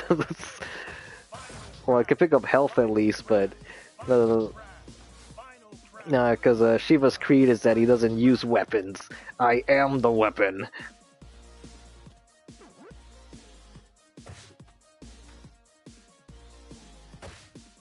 Oh shit, is there no item I can throw?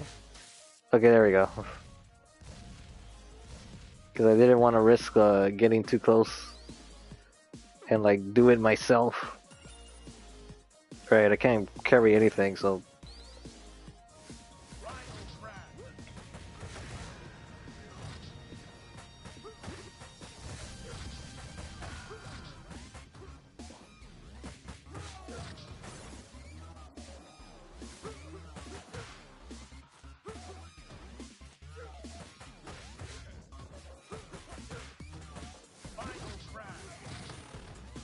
Ah, I got shot.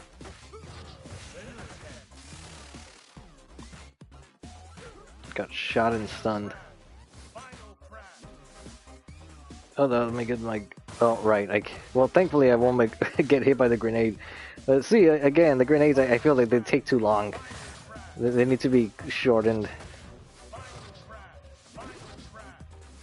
Final crash! Final crash! Can I kick it again? Yeah, okay, I could, but the distance isn't like anything spectacular for some reason. I was also kind of contemplating whether to put the Terraformers in the manly list.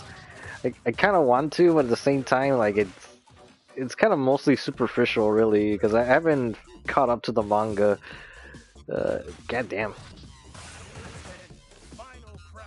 Come on, let me connect my infinite crashes.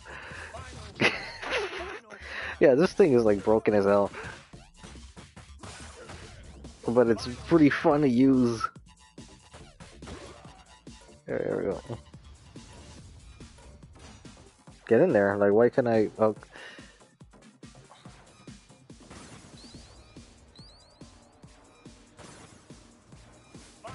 Yeah, you can't take the final crashes.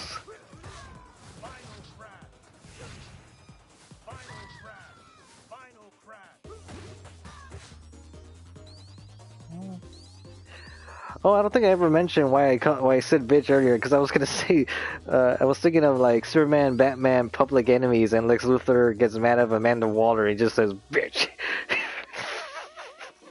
And to me, it just comes off as super comedic, because well, I'm not used to hearing all the DCAU characters just, well, DCAU actors, I should say, swear.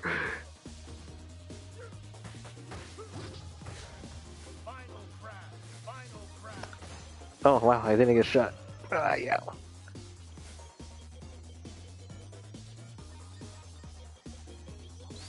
Ah, fuck. I should have waited.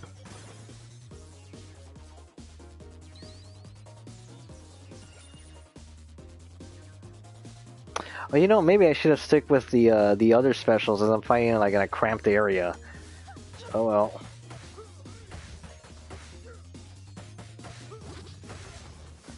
And there's only one target, because there's no other enemies that show up, unlike other boss fights.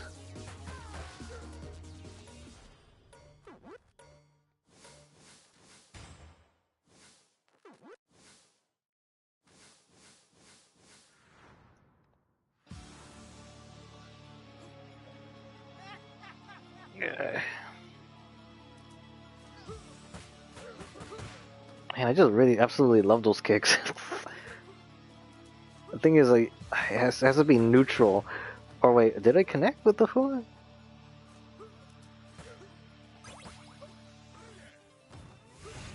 I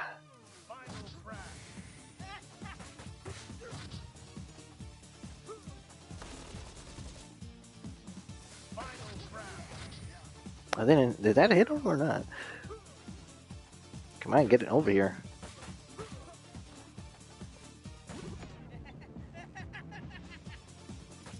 Is it laced with drugs? I think I should have done the other one. Like the one that went in the air.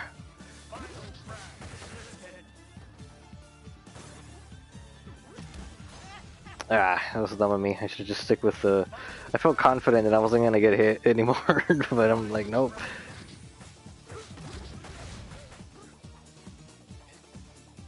Ah, Shadow Clone time. Come on, what are you guys doing? Hit him! Yeah, I should have stuck with the other one. They only helped me, like, barely. Since I was in a cramped stage, I probably... Well, then again, he is hard to nail down, and that special just covers so much ground. Oh, okay, now I completed all the stages with... Wait, what does that say?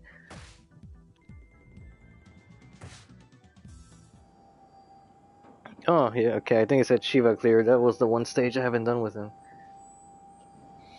Alright, let me just leave it there. Shiva refusing to use weapons is bad. Yeah, I kind of should have called it Ultra Crash. Like, final... no, actually, it should have been called Final-less Crash, because it just doesn't stop. Sorry, Bearer of the Curse. I have 2 Yakuza games, but I haven't bought it. Toei really wants you to forget 4Kids One Piece ever existed. I hope the TMNT Last Ronin game will be really good. Oh, I forget. Was there supposed to be a game for that? I never noticed. I didn't know. What is your current wish list of successful manga that need a remake or their own adaptations or need a first adaptation entirely? Guyver is one of them, but I don't want to see it from the beginning. I'd rather see it like from the middle, or yeah, I don't know, where it left off. I'd be okay with that. You know, just and make up its own ending. I don't care that if it's not canon in the manga, just make up its own ending. Because I don't want to get like a 4th or 5th Guyver anime in the future. Well, technically it is the 4th one, like if it were to happen, but I don't want like a 5th, you know, starting over from the beginning again. Like, personally, I wouldn't mind adaptation Nagai Susano O or Tezuka as MW or Moot. Alabaster anime is one that it's been like that I feel curious about. What else is there? The Fist of North Star reboot. We might have the Kinnikuman anime, maybe. I'm trying to think what else. Other thing, like I've been wanting the Devilman anime that's just like the manga with silhouettes and everything. It looks like Go Nikai's art style. I want Otokujuku. I wouldn't mind if Otokujuku goes from the beginning for a reboot, but I'd rather just have it start from the tournament and to continue from there. Maybe the original Tiger Mask.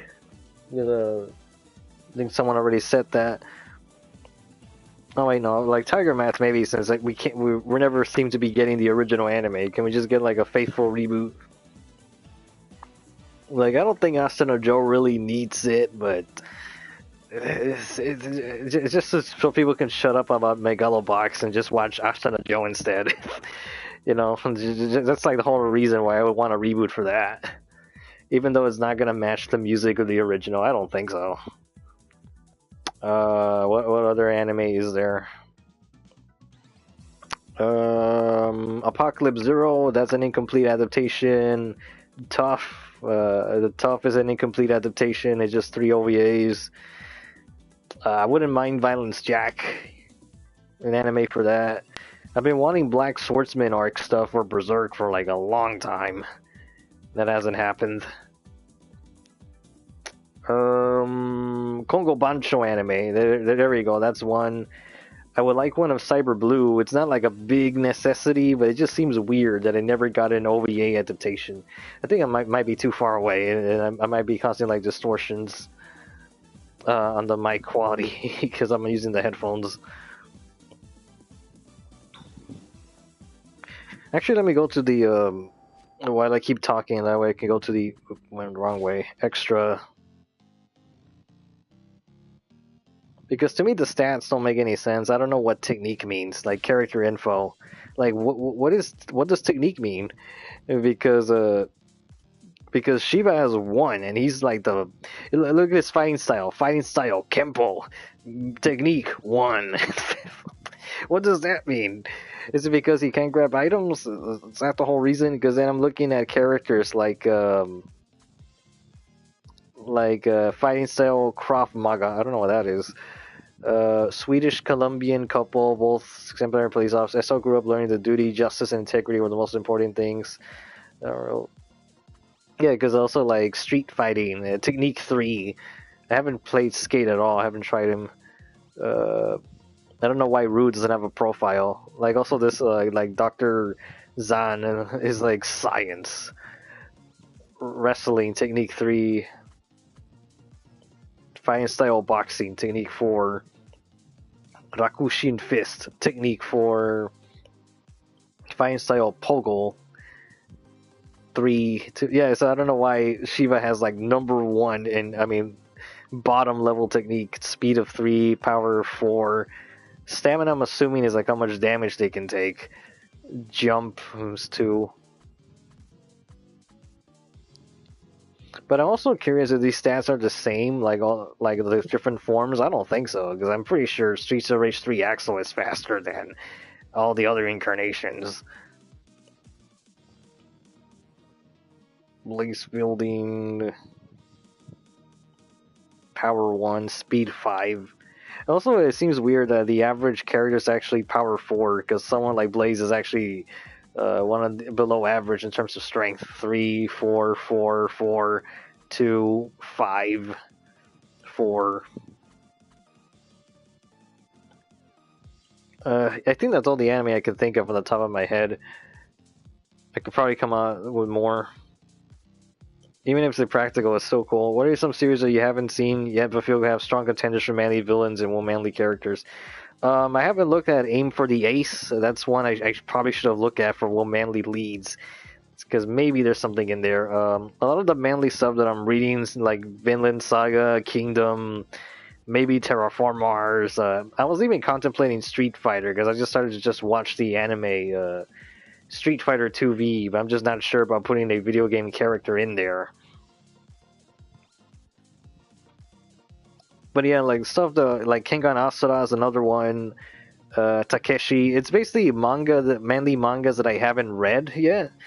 Most of them are some of the modern stuff that I haven't gone all the way through, or series that I need to rewatch.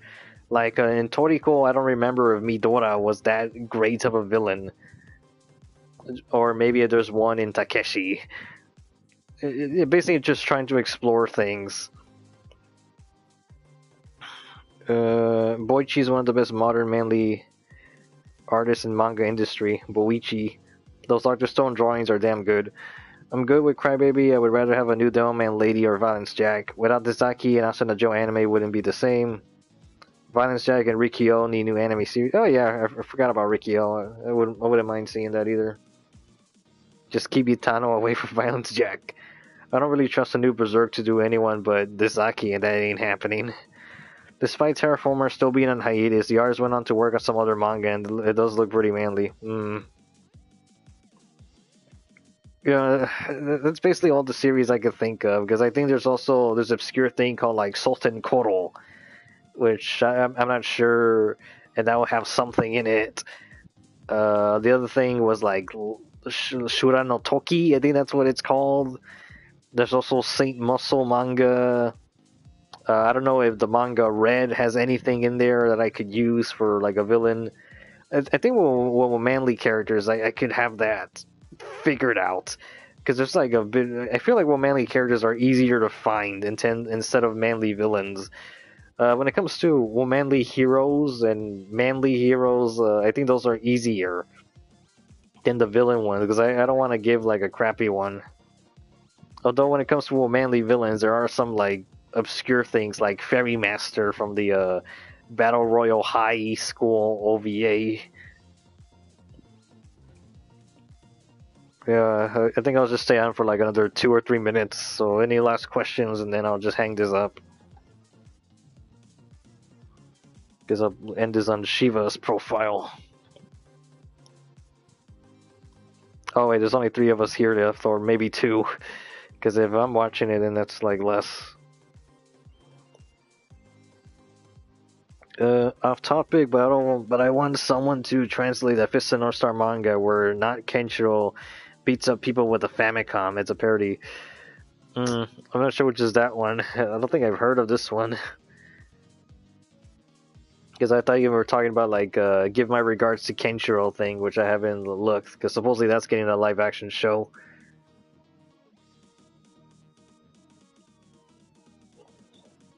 We need more manhwa translations. There is untapped potential in those. I haven't really like made the gap, the bridge to get there, because I know there was also something like Fen Shengji was the one that I was aware about when it comes to manhwa.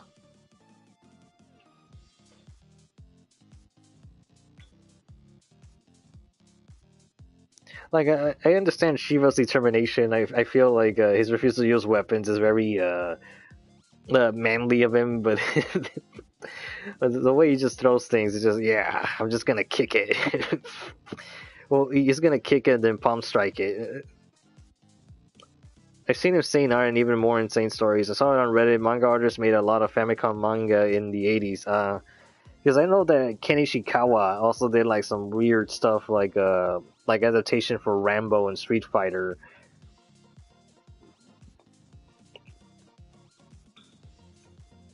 I don't know if Gold 13 should be on the manly villains list now that I think about it, but because he's not that evil. Well, in a way he is, but I don't know. He's just sort of like this very neutral character. Like, I don't know. Old Capcom SNK manhwa are true craziness. I remember seeing some video. Well, I've seen the title of the video. I haven't actually watched it, but people talking about that the Brazilian Street Fighter comics like pretty crazy. So I don't know. Basically, I'm just looking into all the mangas I haven't finished reading and see if there's something in there I could use. I wouldn't mind if they made a new Makai Tensho anime based on the Ken Ishikawa manga. Yeah, I don't know. There's a lot of things I could talk about. I've just been very slow in editing.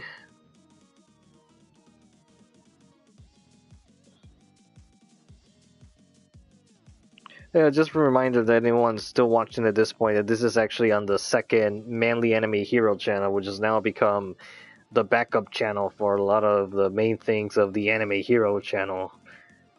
That's about it. Lately, I've just been more posting about games and live streams that way.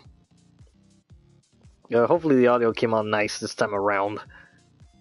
But I'm gonna end this now because it's already late. It's like 3 in the morning for you guys. It's probably it's 2 a.m. for me. How is that Miyu OVA review coming along for Windman? Ah, okay. Yeah, sorry about that because I was actually planning to do something with it last year, and it didn't happen.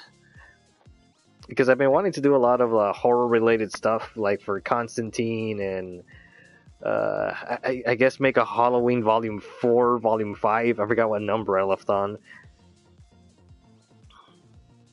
Unless like I really abridge what I'm talking about, then in order for it to be possible. Good night. I'm also on the West Coast, but yeah, I'll see what I can do because I've just been stuck on the North Star JoJo for a while. That I gotta start editing other things to fill up the void.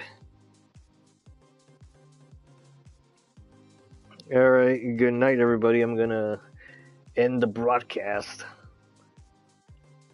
Once I can get to that. Here we go. I'm gonna end it now. Good night. Oh, and streams might happen on. If a stream ever happens, they're usually last minute, and they tend to happen either usually on the weekends. That's where